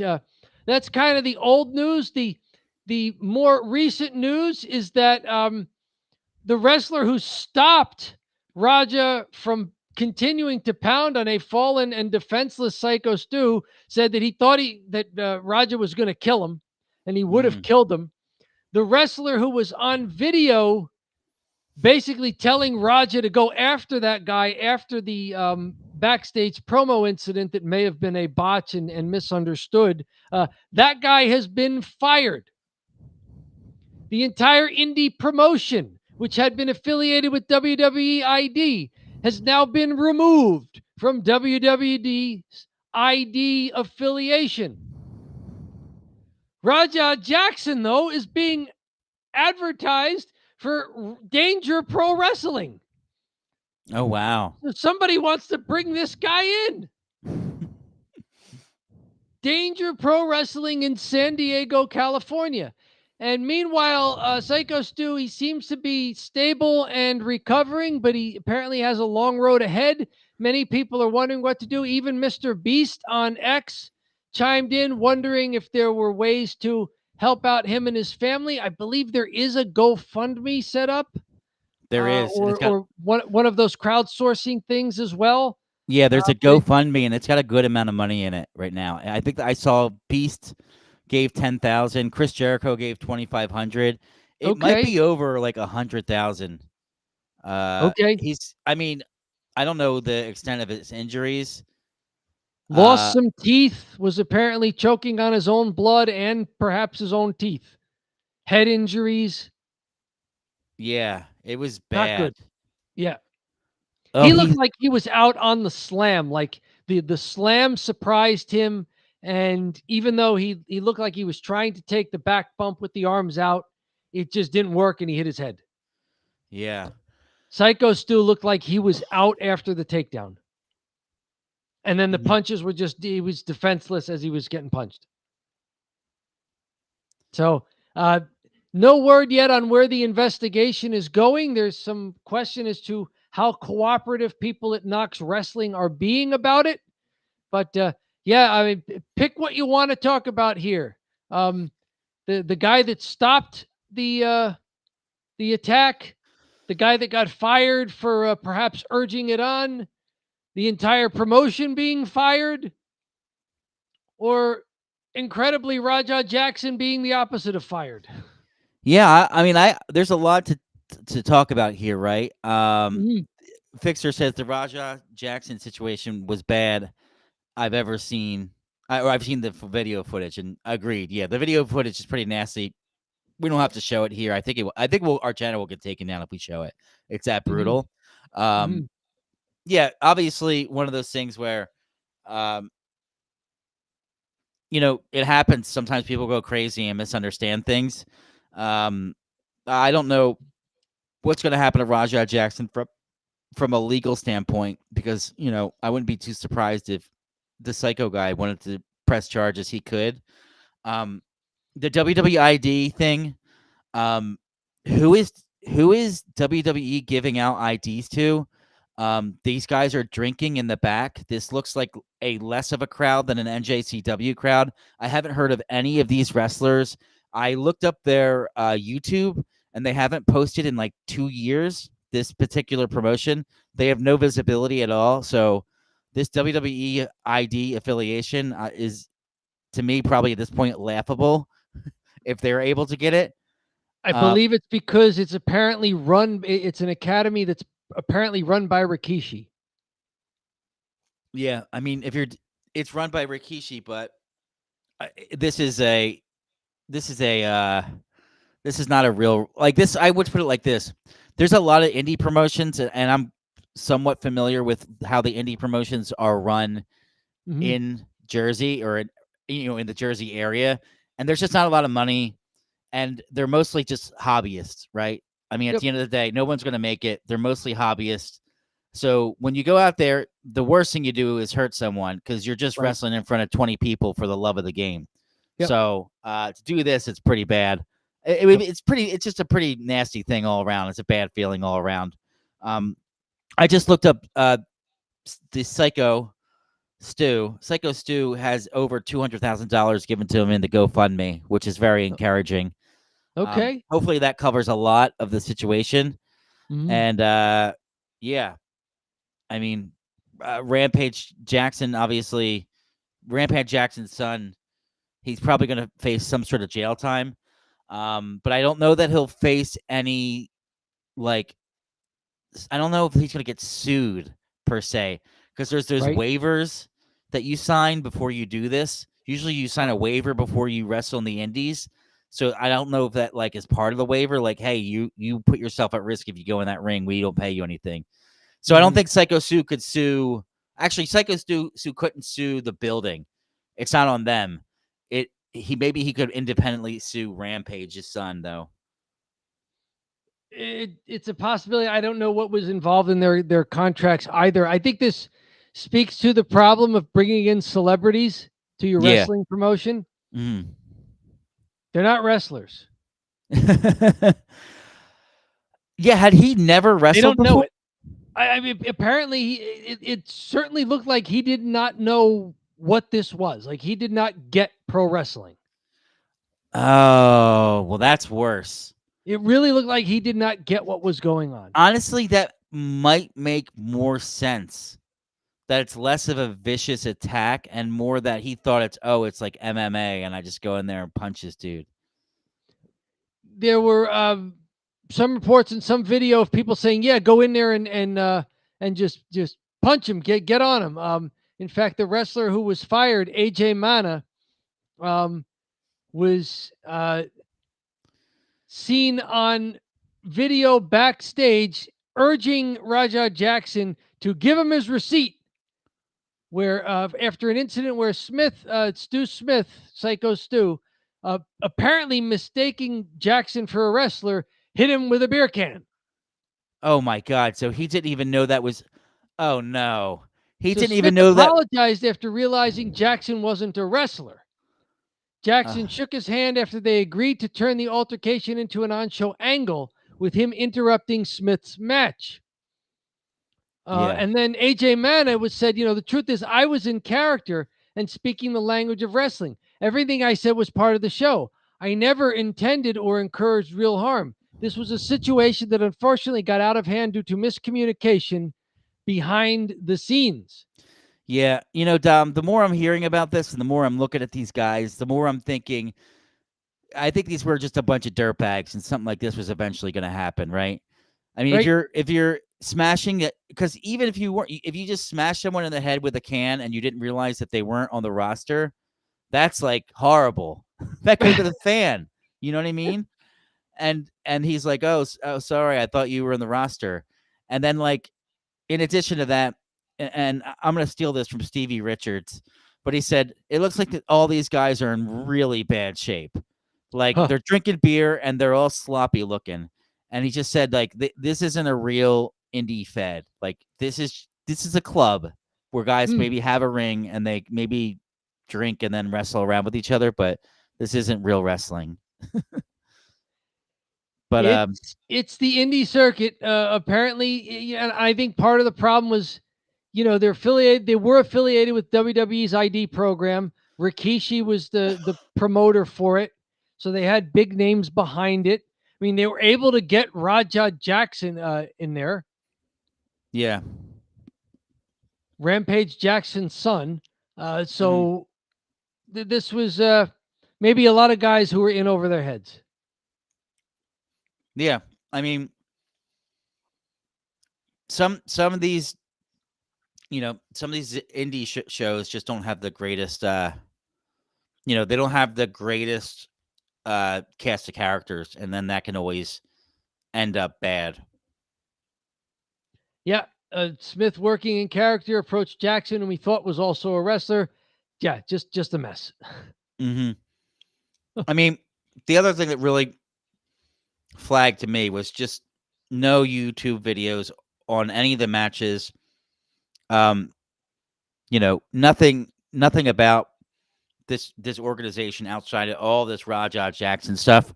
So before that, we would have never had an opportunity to be like, if this didn't happen, nobody would have ever known that this guy was a wrestler. So you can go find footage of NJCW on the interwebbies if you want.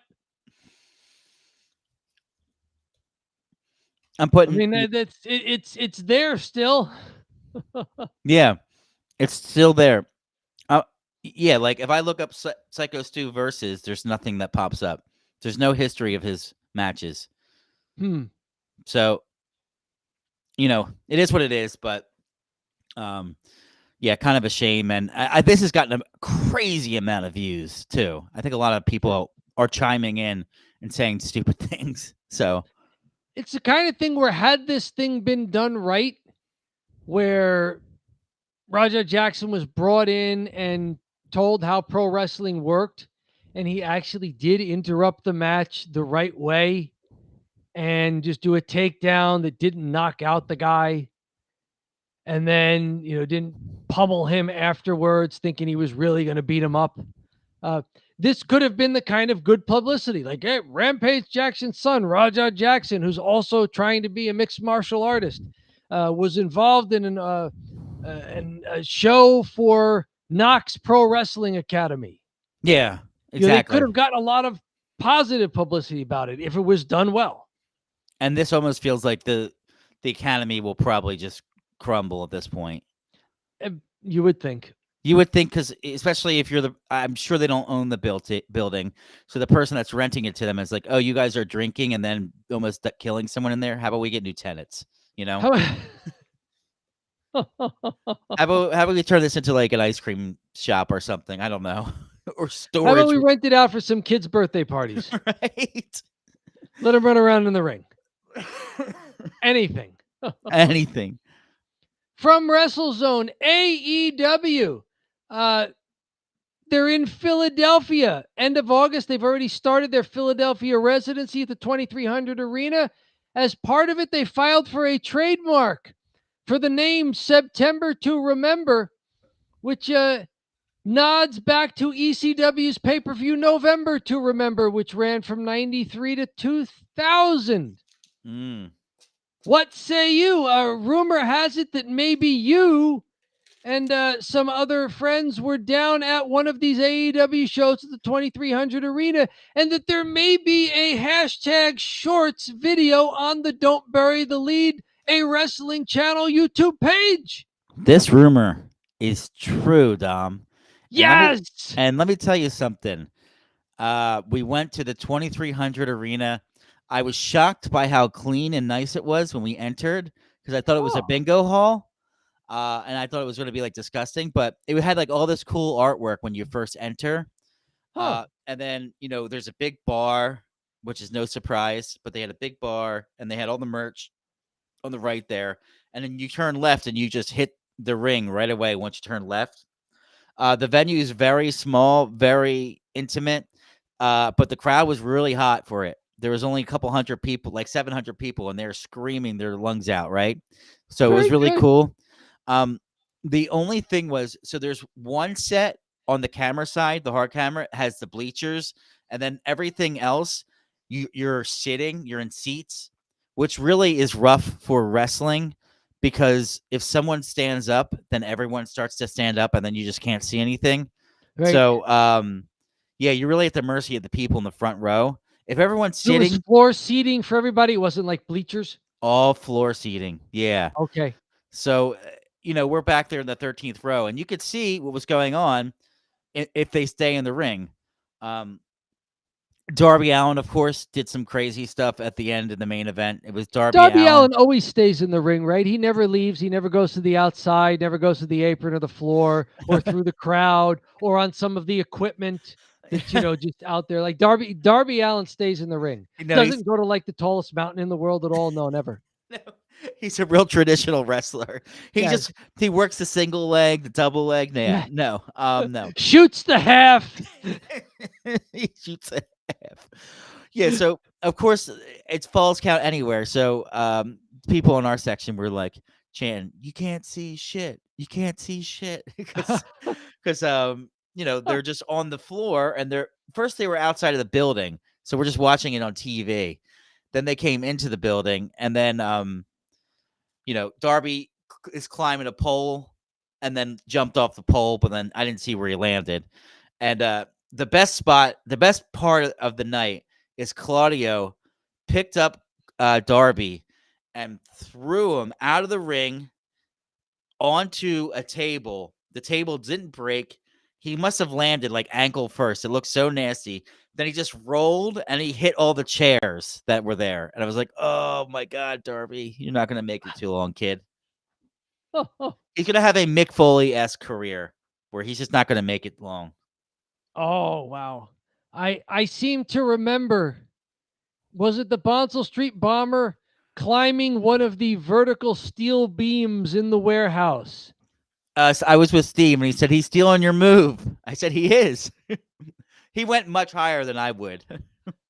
And he also did a coffin drop. I think he just came off with an axe handle. Exactly. Yeah. Yep. Did you see it?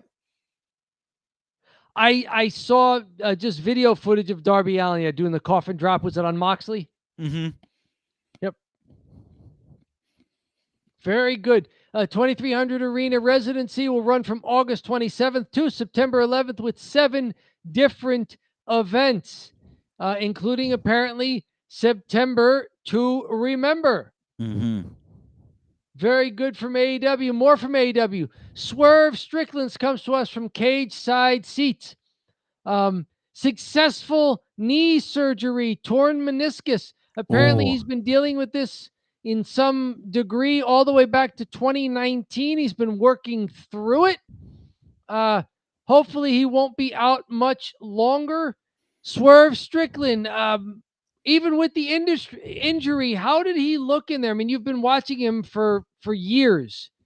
Did he wrestle like a guy who had a bad wheel, or did he wrestle like a guy who knew how to cover for it? I had no idea. And he wasn't selling it or anything, so I had no clue.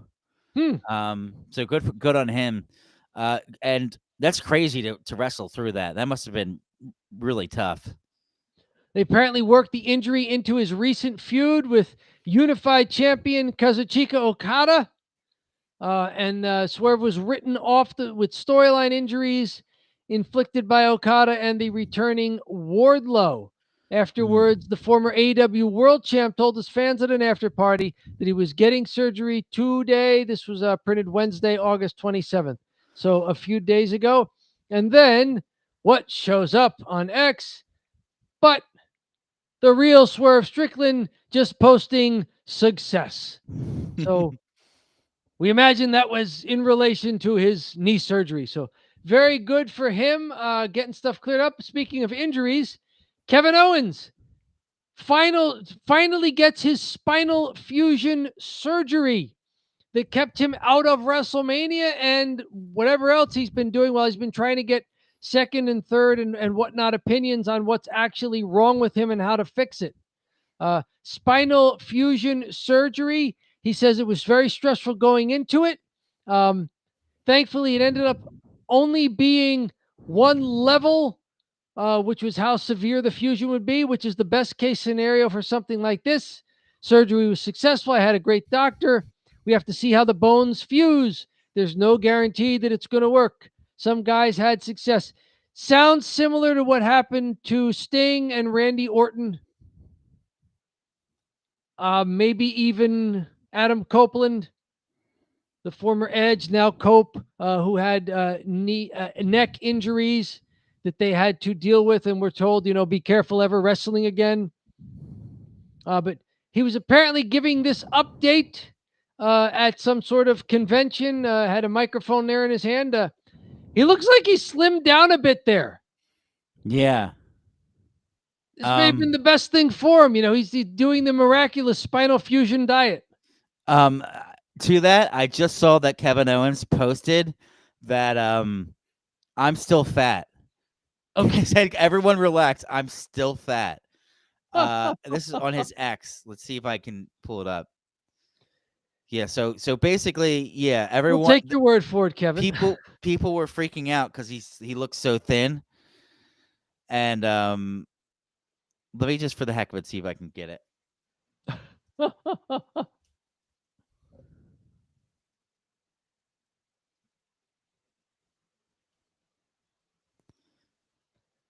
Okay, well that settles that, Kevin Owens. So we thought you were getting into a better shape to help you heal and deal with your injuries and perhaps prolong your career and quality of life.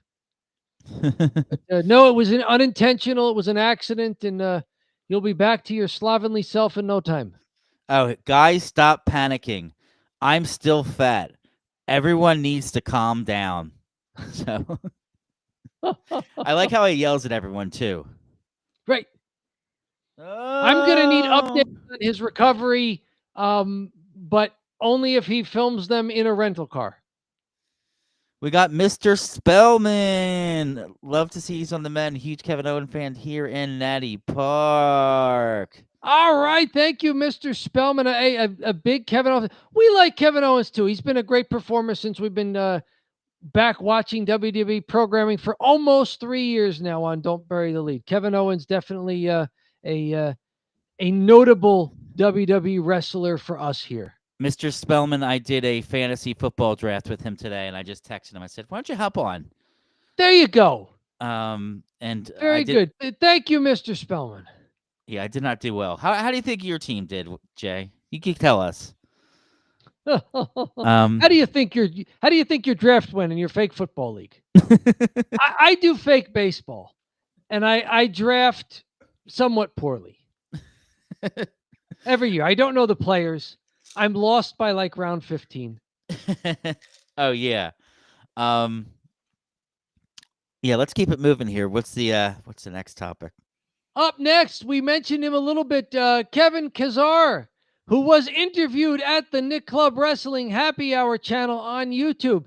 His first publicly announced appearance is later in September in Rahway, New Jersey. Wow. WrestlePro presents the Killer Smoke Show. Not only this was a great booking for him and Scarlett working together, but it was even better because they had an unannounced appearance. Killer Cross made his first post-WWE appearance attacking Matt Cardona with Shotzi Blackheart involved in the match. Mm-hmm. So this was really cool stuff.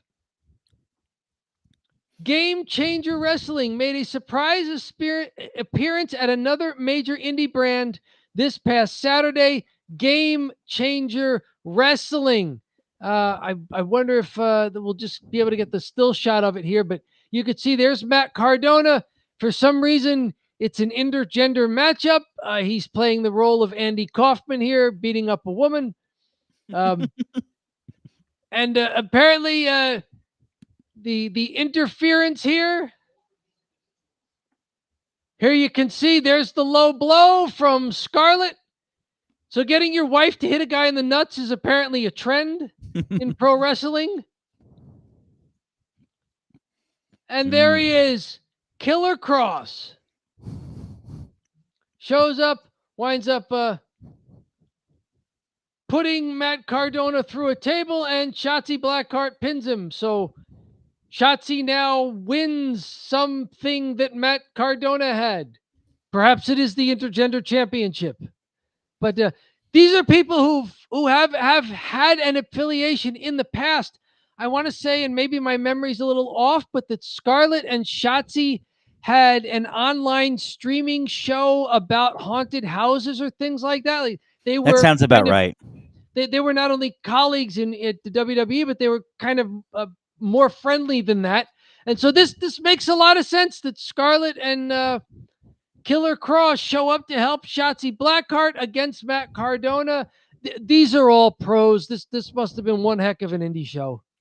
Yeah, no, this is it's what more do you want from a GCW show? I had this comment from the Fixer. WWE did a major disservice to Karrion Kross. Yeah, we're Karrion Kross fans here. He was part of our very first recap at Don't Bury the Lead, where someone who may or may not have been me was just confused as to what this was. We didn't see him wrestle. We just saw a weird smoky vignette of him and Scarlett. It looked like they were ballroom dancing. His gimmick what's going on here?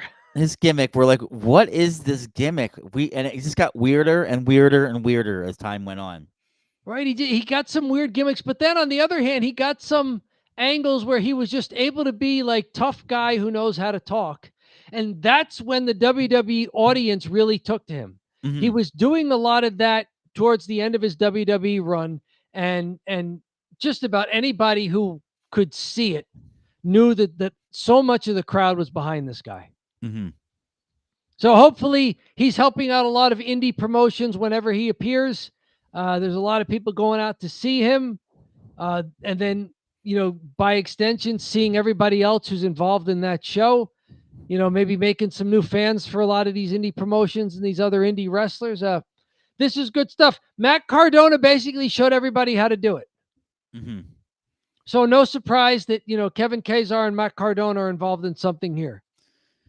If there are a couple of guys who are going to show everybody how to make it work for you as an indie wrestler post being in one of the major promotions, it could be these guys, especially since Killer Kross seems to have had a lot of his gimmick before he went to WWE. So it's not like he could be accused of stealing from WWE. Mm-hmm. It's like, if anything, WWE stole from Killer Kross. The only stuff that was really WWE's idea was the weird smoky machine ballroom dancing, which I don't think Kevin Kazar and Scarlett want to do anyway. Right. I think they're over that. I think they just want to be like, badass people who show up and, get in people's faces and wrestle. Mm-hmm. So this is great for them. Prestige Wrestling. Speaking of ex-WWE folks, Shayna Baszler set to debut against Masha Slamovich at Prestige Roseland 12 on October 5th in Portland, Oregon. I don't know what part of the Northwest exactly, but this might be close to Ricky Gibson territory. We're very glad for Shayna Baszler and Masha Slamovich getting this show, and if at all possible, we want Ricky. We want Ricky, but good for Shayna Baszler. Good to see people being able to make it out there on the independent scene if they want to keep doing this. Mm-hmm. Very cool stuff. Anything about any of these injury and independent stuff that we've just been breezing through here that you wanted to backtrack to? No, I'm glad Shayna Baszler's still doing her thing. Right. I liked her in the WWE, so I'm glad that she's another one who had an interesting look to her and a different style. And she brought a legitimacy to the tough woman persona. She's a real MMA fighter. That's what she like started as. She had a winning record too. I mean, she wasn't like the greatest, but she had a winning record in MMA. Yeah, so she was legit. Mm-hmm. Very good. Becky Lynch, who knows how to be a heel. One of her promos may have gotten a little too sensitive for some people. When they were in Birmingham for Raw, she said, "The only good thing never come out of Birmingham died a month ago," in reference to Ozzy Osbourne, which I thought was a tremendous line because, they say do not speak ill of the dead. She was not speaking ill of the dead. She's putting over the dead guy. Like, the dead guy's going over. What's the big deal? Apparently, Kelly Osbourne, Ozzy Osbourne's daughter, said in an Instagram story, "Shame on WWE for allowing such things to be said about my father." What, wow. Did he was awesome? I know. It's a total compliment. Like, shame on them for saying he's all like, I think it was more like, they're trying to stick up for Birmingham over there in England. Fixer, tell us about Birmingham if you care to. Is Ozzy Osbourne the only good thing to come out of Birmingham? So I don't know what happened with this, but apparently it did not affect Becky Lynch's status for the premium live event we watched today because she was involved in 2 of the matches, including a big old surprise. So good. Becky Lynch knows how to heel. Yeah. She knows how. She's very, very good at what she does. It's really weird that Kelly Osbourne said this because it's a compliment. To her father, not to Birmingham. But she was defending Birmingham, but her father just died. She should be more concerned about him, right? I don't know. Yeah. Unless her home's Birmingham. But even if that was the case, then that's pro wrestling. That's what they do. Yeah. it's a gimmick. She doesn't like really mean it. She trashed the city, but she put over Ozzy Osbourne. Yeah. I thought it was well done when I saw the video clip. Mm-hmm. Very Maybe well Kelly done. Osbourne is just totally unaware of what happens in pro wrestling. And she's like, well, you shouldn't have said mean things about, the town. Not Right? realizing that, like, oh, the heel always says mean things about the town. Yes, right? That is her job. Yeah. That's not... She started praising Birmingham. Mm-hmm. That's funny. And then you were saying to your mate, wait for it, and then it was. Yeah. And then there it is. Yes, that's how you do it. Mm-hmm. Up next, other stuff, fun stuff happening on the European tour there. WWE Sami Zayn and AEW's Pac together at the Newcastle versus Liverpool soccer match. AEW and WWE getting along together at the match. They look like they're dressed like referees. Apparently, that's the jersey of one of the teams. Getting along. What say you about this, John? Sami Zayn also had a wonderful European tour. He beat Solo Sikoa on SmackDown to become the new U.S. champion. First time he's held that belt. Yeah. Pac, has he been wrestling recently? It seems like he's from the UK, so that's why he was there already. Mm-hmm. He's still sidelined with an injury and can't. He's injured, so that's why he's there. Okay. Okay. Yeah. So I know that Pac was Neville in the WWE when Sami Zayn might have been down in NXT. So, Okay. they might have been in NXT together. All right. And then Pac has a hilarious story. Pac was their 205 champion, like their cruiserweight champ. Okay. And he was supposed to drop it to, and let me think if I can think of his name without looking it up. Got it. It was Big Cass and someone, and his name's escaping me. Big Cass and Enzo. He was supposed to drop it to this guy Enzo, who's a complete clown who eventually got fired from the WWE. So he refused to give the title to Enzo, and he said, "I'm not going to do it." And they said, "Well, look, like we need you to do it." And he took the belt, threw it in the trash, quit the company. He said, "I'm not dropping the belt to this clown." So he refused to lose to Enzo because Enzo's an idiot. And then eventually, that's one of the things that got Enzo fired too. They were like, "Oh, you're so annoying that people would refuse to lose the title to you." He ended up doing this tour in Europe, and he changed his name from Neville to Pac. And when he was in Europe, he was like kicking ass. Everyone was loving him. And then he got signed by AEW, and I believe he has like $1 million deal with AEW. It was it was like the move of the century. Like him just saying, "I'm going to go wrestle in England and Japan and screw WWE." It worked out amazing for him. Good for him. Yeah. Very, very good. Showing people how to do it. This picture here, as you could see, the two of them Someone made up a neat El Generico versus Pac 2 or 3 falls match. I don't know if that was a real match that happened or just some fantasy booking there. Someone a little further on said Vince would seen this and make Sammy lose to Giovanni Vinci for a month straight. Right. Seems to be about right. Mm-hmm. Seems to be about right. Mentioned earlier, Cody Rhodes and Brandy Rhodes welcome Leilani Ella Reynolds on August 29th, Friday. Their second daughter joining big sister Libby. There's the little hand there of the newest member of the Rhodes family, the youngest member there of the Reynolds family. So congratulations them. Was mentioned on SmackDown Friday. I think they may have mentioned it on the PLE today, but I wasn't always sticking around for the between match stuff. I was, like getting ice cream, getting a beverage for myself, things like that. Yeah. Yeah, you got it, Victor, with Enzo Amore. Yep. Enzo Amore, was it? Yeah, there you go. So what a nice way to end Cheap Heat with the newest little wrestling fan there. John, that's what I got.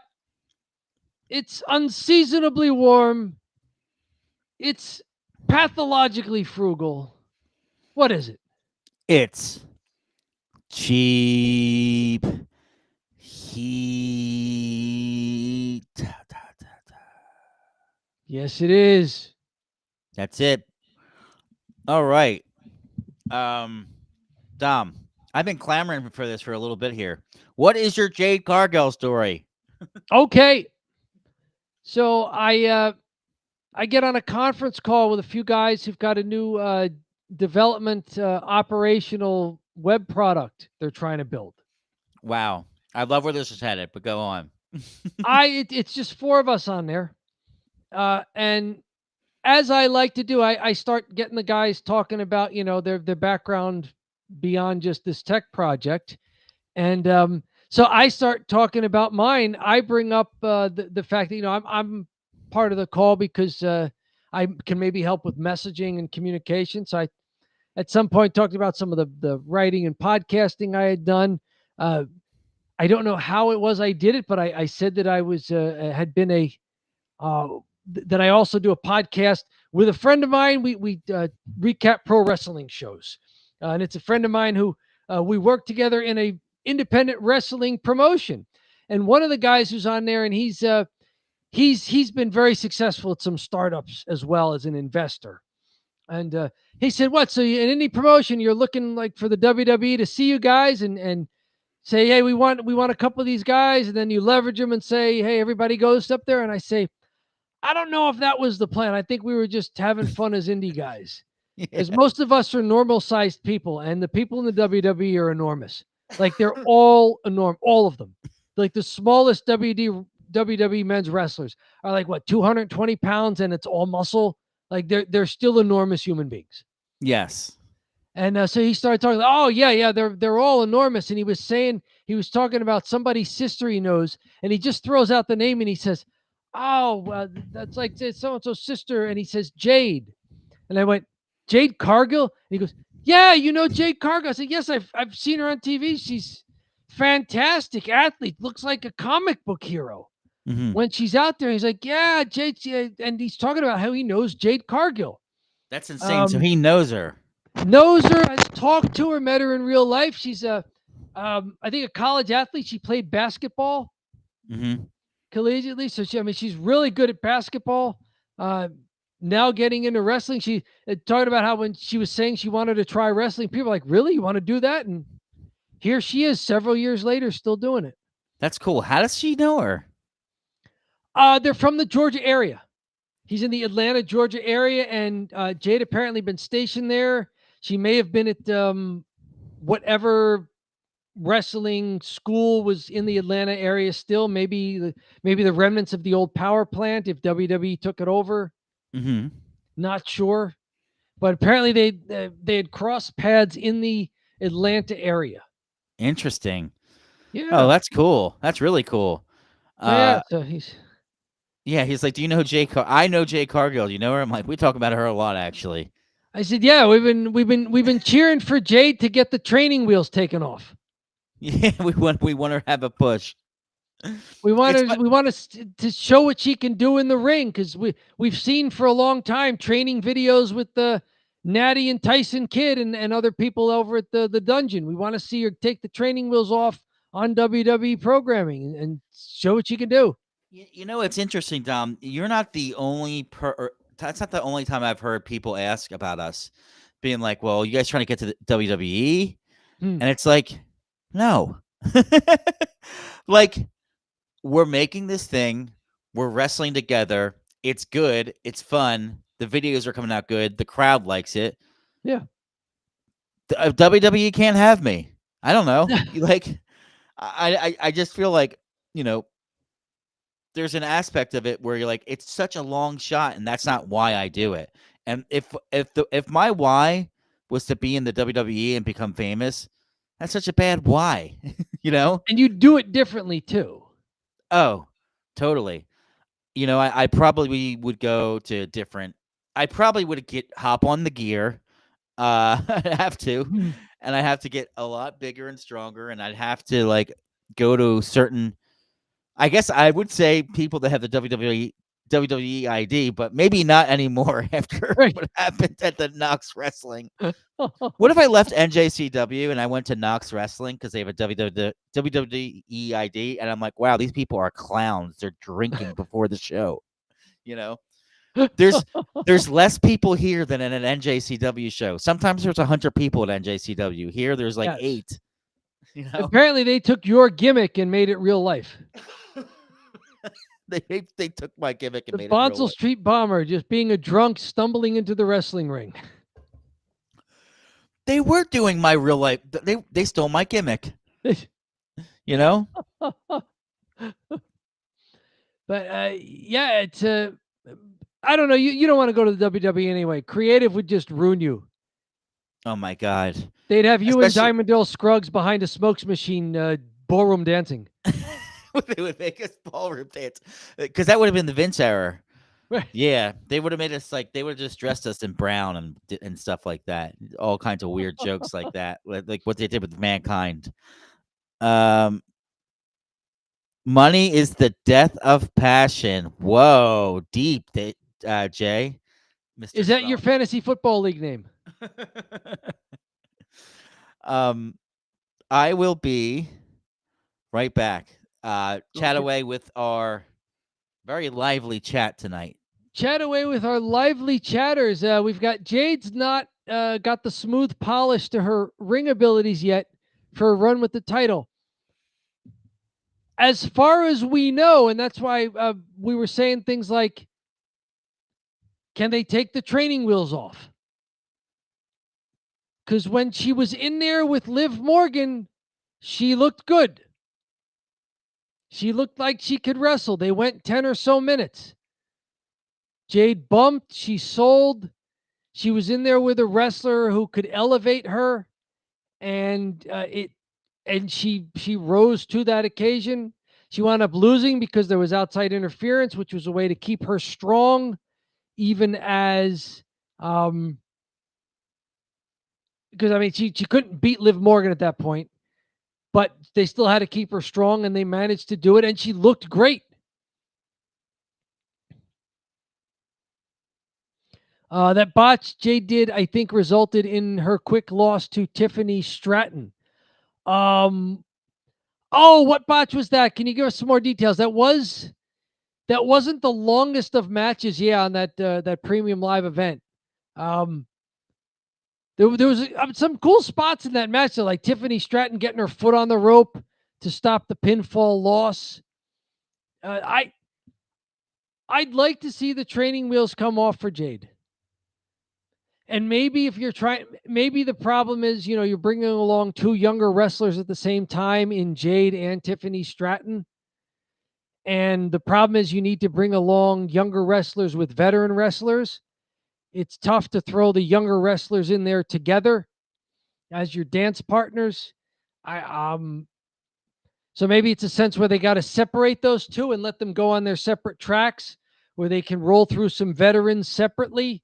and then meet up at some point. That might be better. Jade had some good matches with Naomi.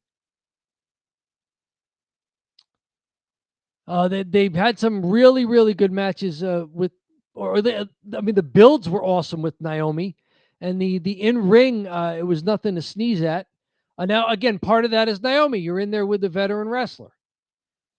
Botching the finish to the Queen of the Ring in Saudi Arabia. Oh gosh, I'm forgetting that now. Was that against Asuka? That was against Asuka, right? And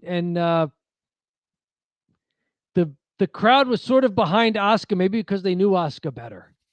But Jade was supposed to go over there, yeah. So Jade was supposed to go over Asuka in Saudi Arabia. Yeah. and did. Mm-hmm. But it looked like the crowd was kind of behind Asuka there. But I don't know that you can blame that on Jade. I mean, we have more reason to cheer for Jade now. Now that you have your friend here that knows Jade. Yes. Just he has said maybe he could introduce her to us virtually. That would be insane. Hey Jade, we made some videos about you. Ignore those. We have videos of her training in the dungeon where we're impressed with what she's doing. Most of our videos are positive about her. Yes, we have. Yeah. We were gushing about the match she had with Liv Morgan and saying finally they let her show what she could do. She's in there against a veteran who can elevate her, and she stepped up. We haven't been nearly as mean with her as other podcasters have, but yeah, I think she's been pretty good in the WWE, and we err on the side of positive typically. Just if it's good enough, you know. Great look, great potential. They just got to take the training wheels off.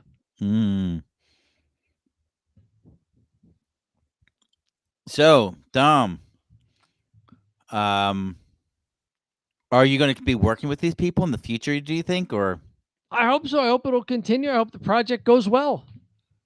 Interesting. It's what they call for short a DevOps product to help teams that are with their infrastructure code, which is the code that just kind of keeps what you're doing together. It's not necessarily the interface with the users.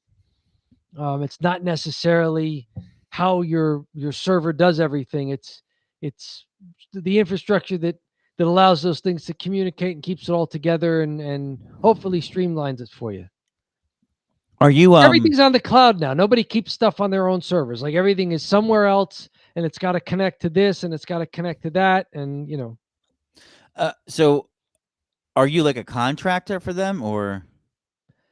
I am on the ground floor. We're still looking for pre-seed funding. Okay. I've just been on the calls for like what's the product and what are some ideas going forward, but interesting. I'm one of a few guys on the call. I mean, I'm not involved in actually coding up the product at this point. I may be involved in some of the QA. Okay. And do they see that you're like I should say this. So you'll hang on until you guys have a plan, really, and then he'll try to pitch it. Is that the idea? Yeah. You get a demo going, then you get a pitch deck together for investors, and some of these guys have done it before. It's the engineer who's had the idea for the product, and is really the guy driving the development of it. Another developer he's worked with who has his own development consulting business. Then there's the guy I was talking to who knows Jade Cargill. He's more of the I guess financial structure. He's knowledgeable in that area, and that's important. The guy who maybe has the contacts to get some of the pre-seeds going. And then there's me, because I came across the guy who's founding it, the founding engineer, online, and we got to just talking. We were following a lot of the same news articles, following a lot of the same trends in not only technology but in the economy as a whole, and just kind of took a liking to my QA/QC mindset of doing things. Okay, And cool. he said, "You want to join this call? We've I'm trying to put together a team for things." And I said, "Yeah, doesn't cost me anything to join the call and see if there's ways I can contribute." So, Yeah, when did you start doing it? a couple of weeks ago. Okay, so it's going pretty good. Yeah, I mean, it's been it was a few calls one week, and then another couple of calls the next week, and then we've got Mm. another one scheduled for this upcoming week. Getting closer to being able to have the product to the point where we can at least demo it in And, a very basic fashion. and folks, this is the part of the show called the Italian Goodbye, where typically we'd be like, "All right, everyone, thanks for joining," but then we just kind of keep going and going and going. We start rambling about things that's on the top of our mind, and it steers away from wrestling. It steers into all different types of things, and then eventually, I'm like, "Oh my god, I have to go to bed." It's wrestling adjacent. It's wrestling adjacent because Jay Cargill's He knows involved. Jade Cargill. Oh my god, That's a big deal. that is a big deal. But I would love to have her on the show. To be honest with you, I saw that I was thinking about that, like getting carrying across in the show, like Nick Club did. That's pretty cool. Do you really want to be introduced to Jade Cargill? And Well, honestly, because I'd have to. we've never done interviews. Yeah, so I think it would probably be like, it would have to be either you interview her and I stand on the sideline, or I interview her and and you stand on the sideline.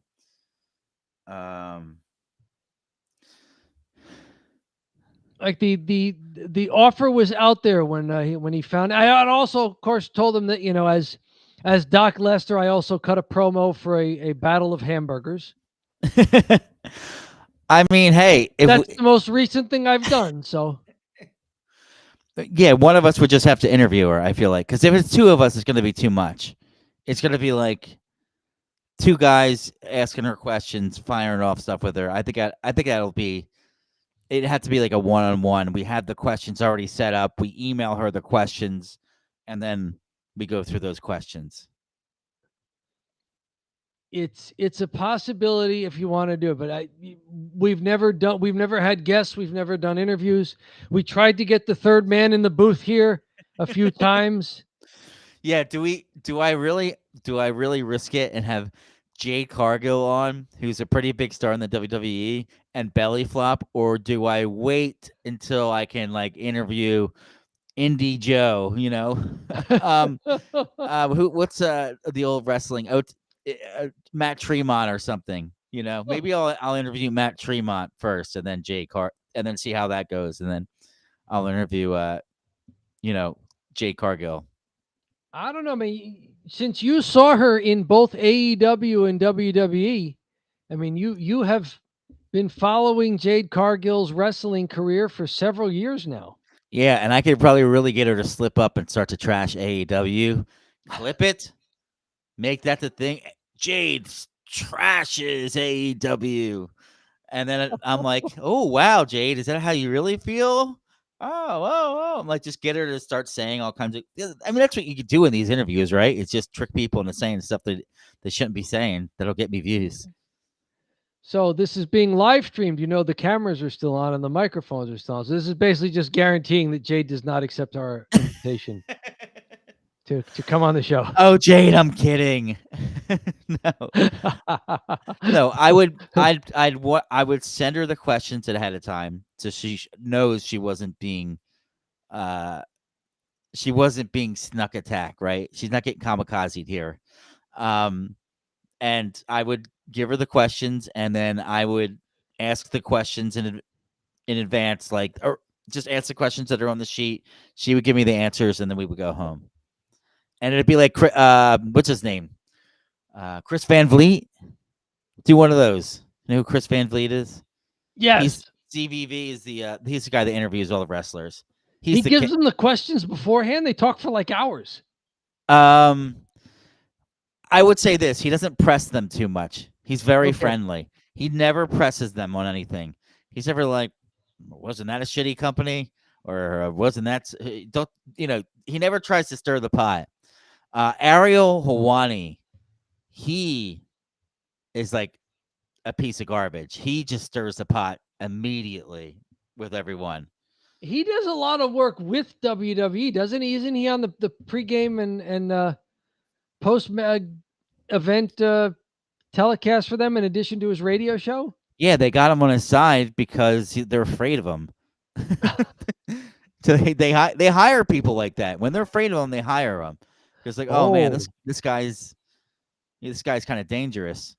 Note And, to self: how can we make WWE afraid of us?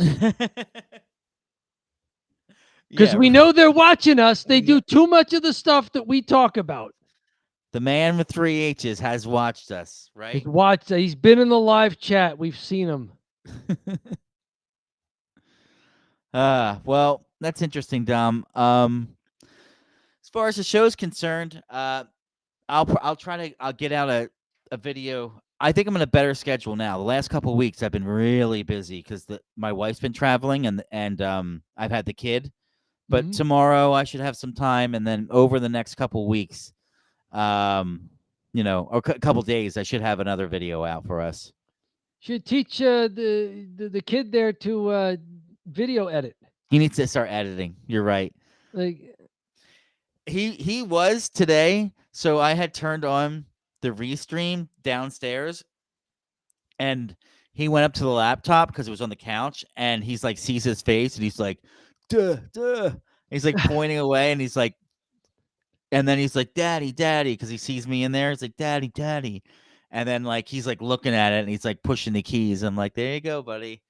But he's just like looking. The promo. He's practicing. He's looking at himself in the camera here. He's saying all kinds of. He's cutting a promo. He's getting down the. You got to practice in front of the mirror. You got to maybe record yourself sometimes to get this stuff.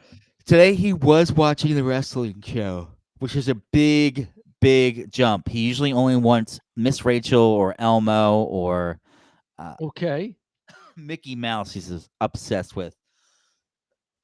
But today he watched some of Clash in Paris. Yeah, he watched the Fatal 4-Way.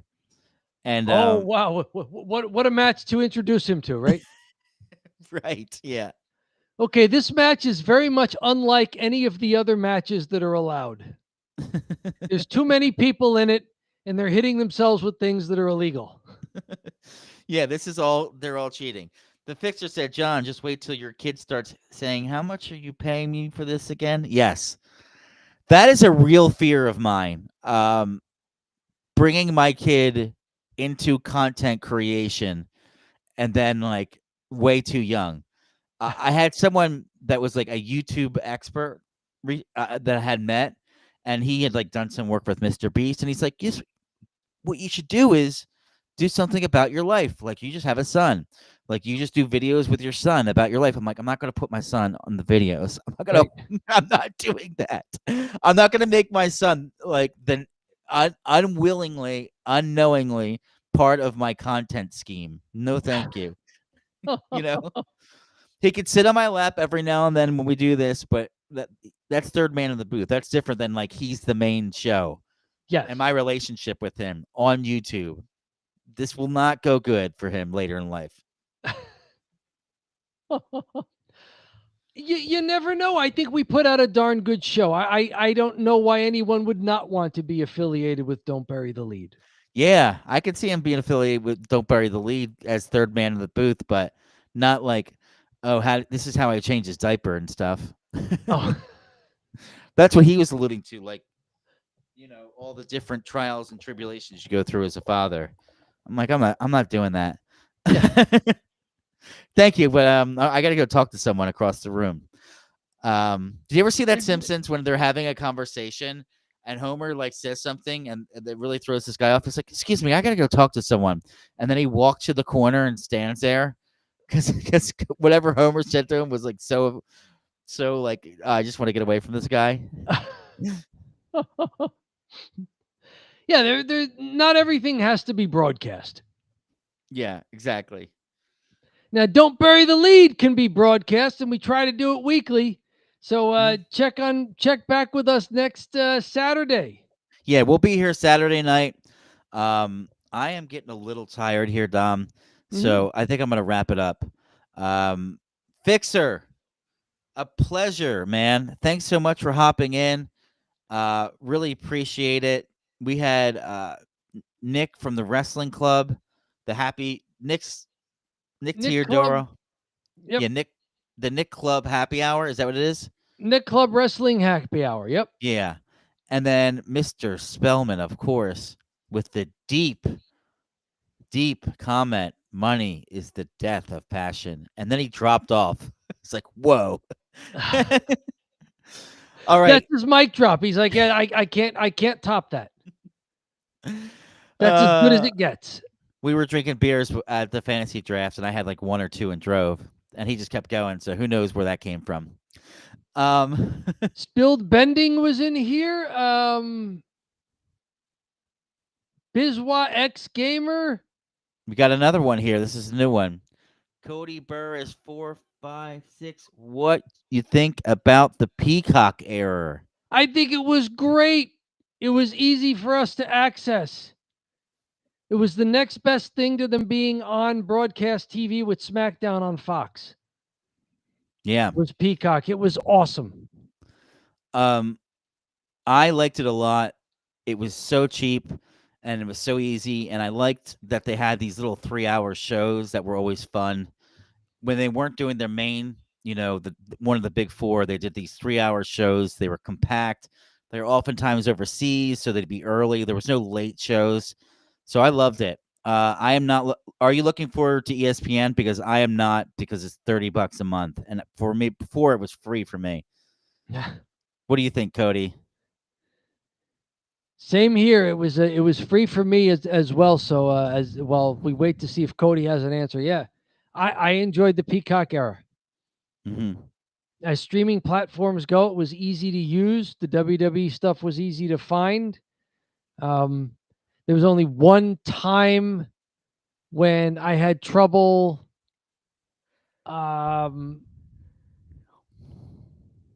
It was this calendar year, 2025, where they had a show that I got home a little late to start watching it.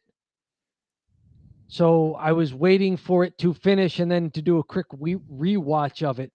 And the rewatch wasn't posted in a timely fashion. I was like, well, now I can't. So whatever. Yeah, we're doing the Italian goodbye here. So John Cena's last match, Saturday night's main event, December, I think it's the 14th. I wonder if he'll win or lose. One of those. It's that second weekend of December. Saturday night's main event. Yep. Will be on December Saturday night main event. I wonder so we can see that. That's on Peacock. Yeah. We can make an exception and cover SNME there that weekend. I wonder if he's going to drop the title, or if he'll have him face Seth Rollins for the heavyweight title and retire.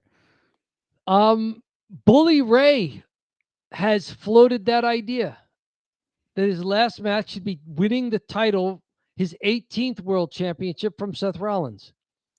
Is he tied right now, or is he in the lead? No, he's in the lead with 17. Oh, so he the never seen 17. All right, Dom. Well, it's been a pleasure, man. Oh, here we go. Next pay-per-view will stay on Peacock. That's true. Maybe we watch an NXT pay-per-view. I don't know. Yeah. Oh, if you have to watch it on YouTube, you'll never see the match without it being more ads than wrestling. Yeah. All right. So, thanks everyone for joining. Much appreciated. Cody Burris, I know you're coming over here on Twitch. Please check out our YouTube channel. It's called Don't Bury the Lead, a wrestling channel. Go there, subscribe, go check out some of our videos. They'll be really helpful. Really appreciate it. Fixer, you're the man as always. Thanks for joining. Mr. Spellman, Nick Teodoro. Tom, you had mentioned somebody else was on here too, right? Yeah, everybody else was on here. We had Bizwa and a gamer was on here. And let's see here. Spilled Bending on here as well. Thanks for everybody who dropped in. And if we didn't get you in the long stream that happened here this evening, we apologize for not seeing you specifically, but we're glad you're here. And even if you didn't send in a chat, we're glad you watched and listened and hopefully enjoyed the show. Yep. And especially Dom, thanks so much. This is our last live show. Well, no, it's not our For a last premium live event. For a It's premium maybe live the event. last one. We'll have to see. It's pending. It's pending. It's all up in the air. We're going to see what we can do here. So, without further ado, we are up in the air like a John Cena on a pop-up uppercut from Logan Paul. We don't know where it's going to land. We just know that we've been tossed up in the air and are floating now. We're up in the air floating, and looks like I'm going to get hit in my chest.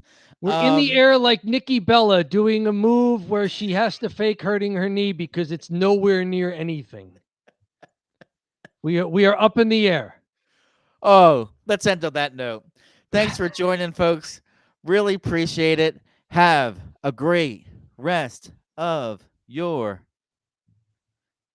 evening.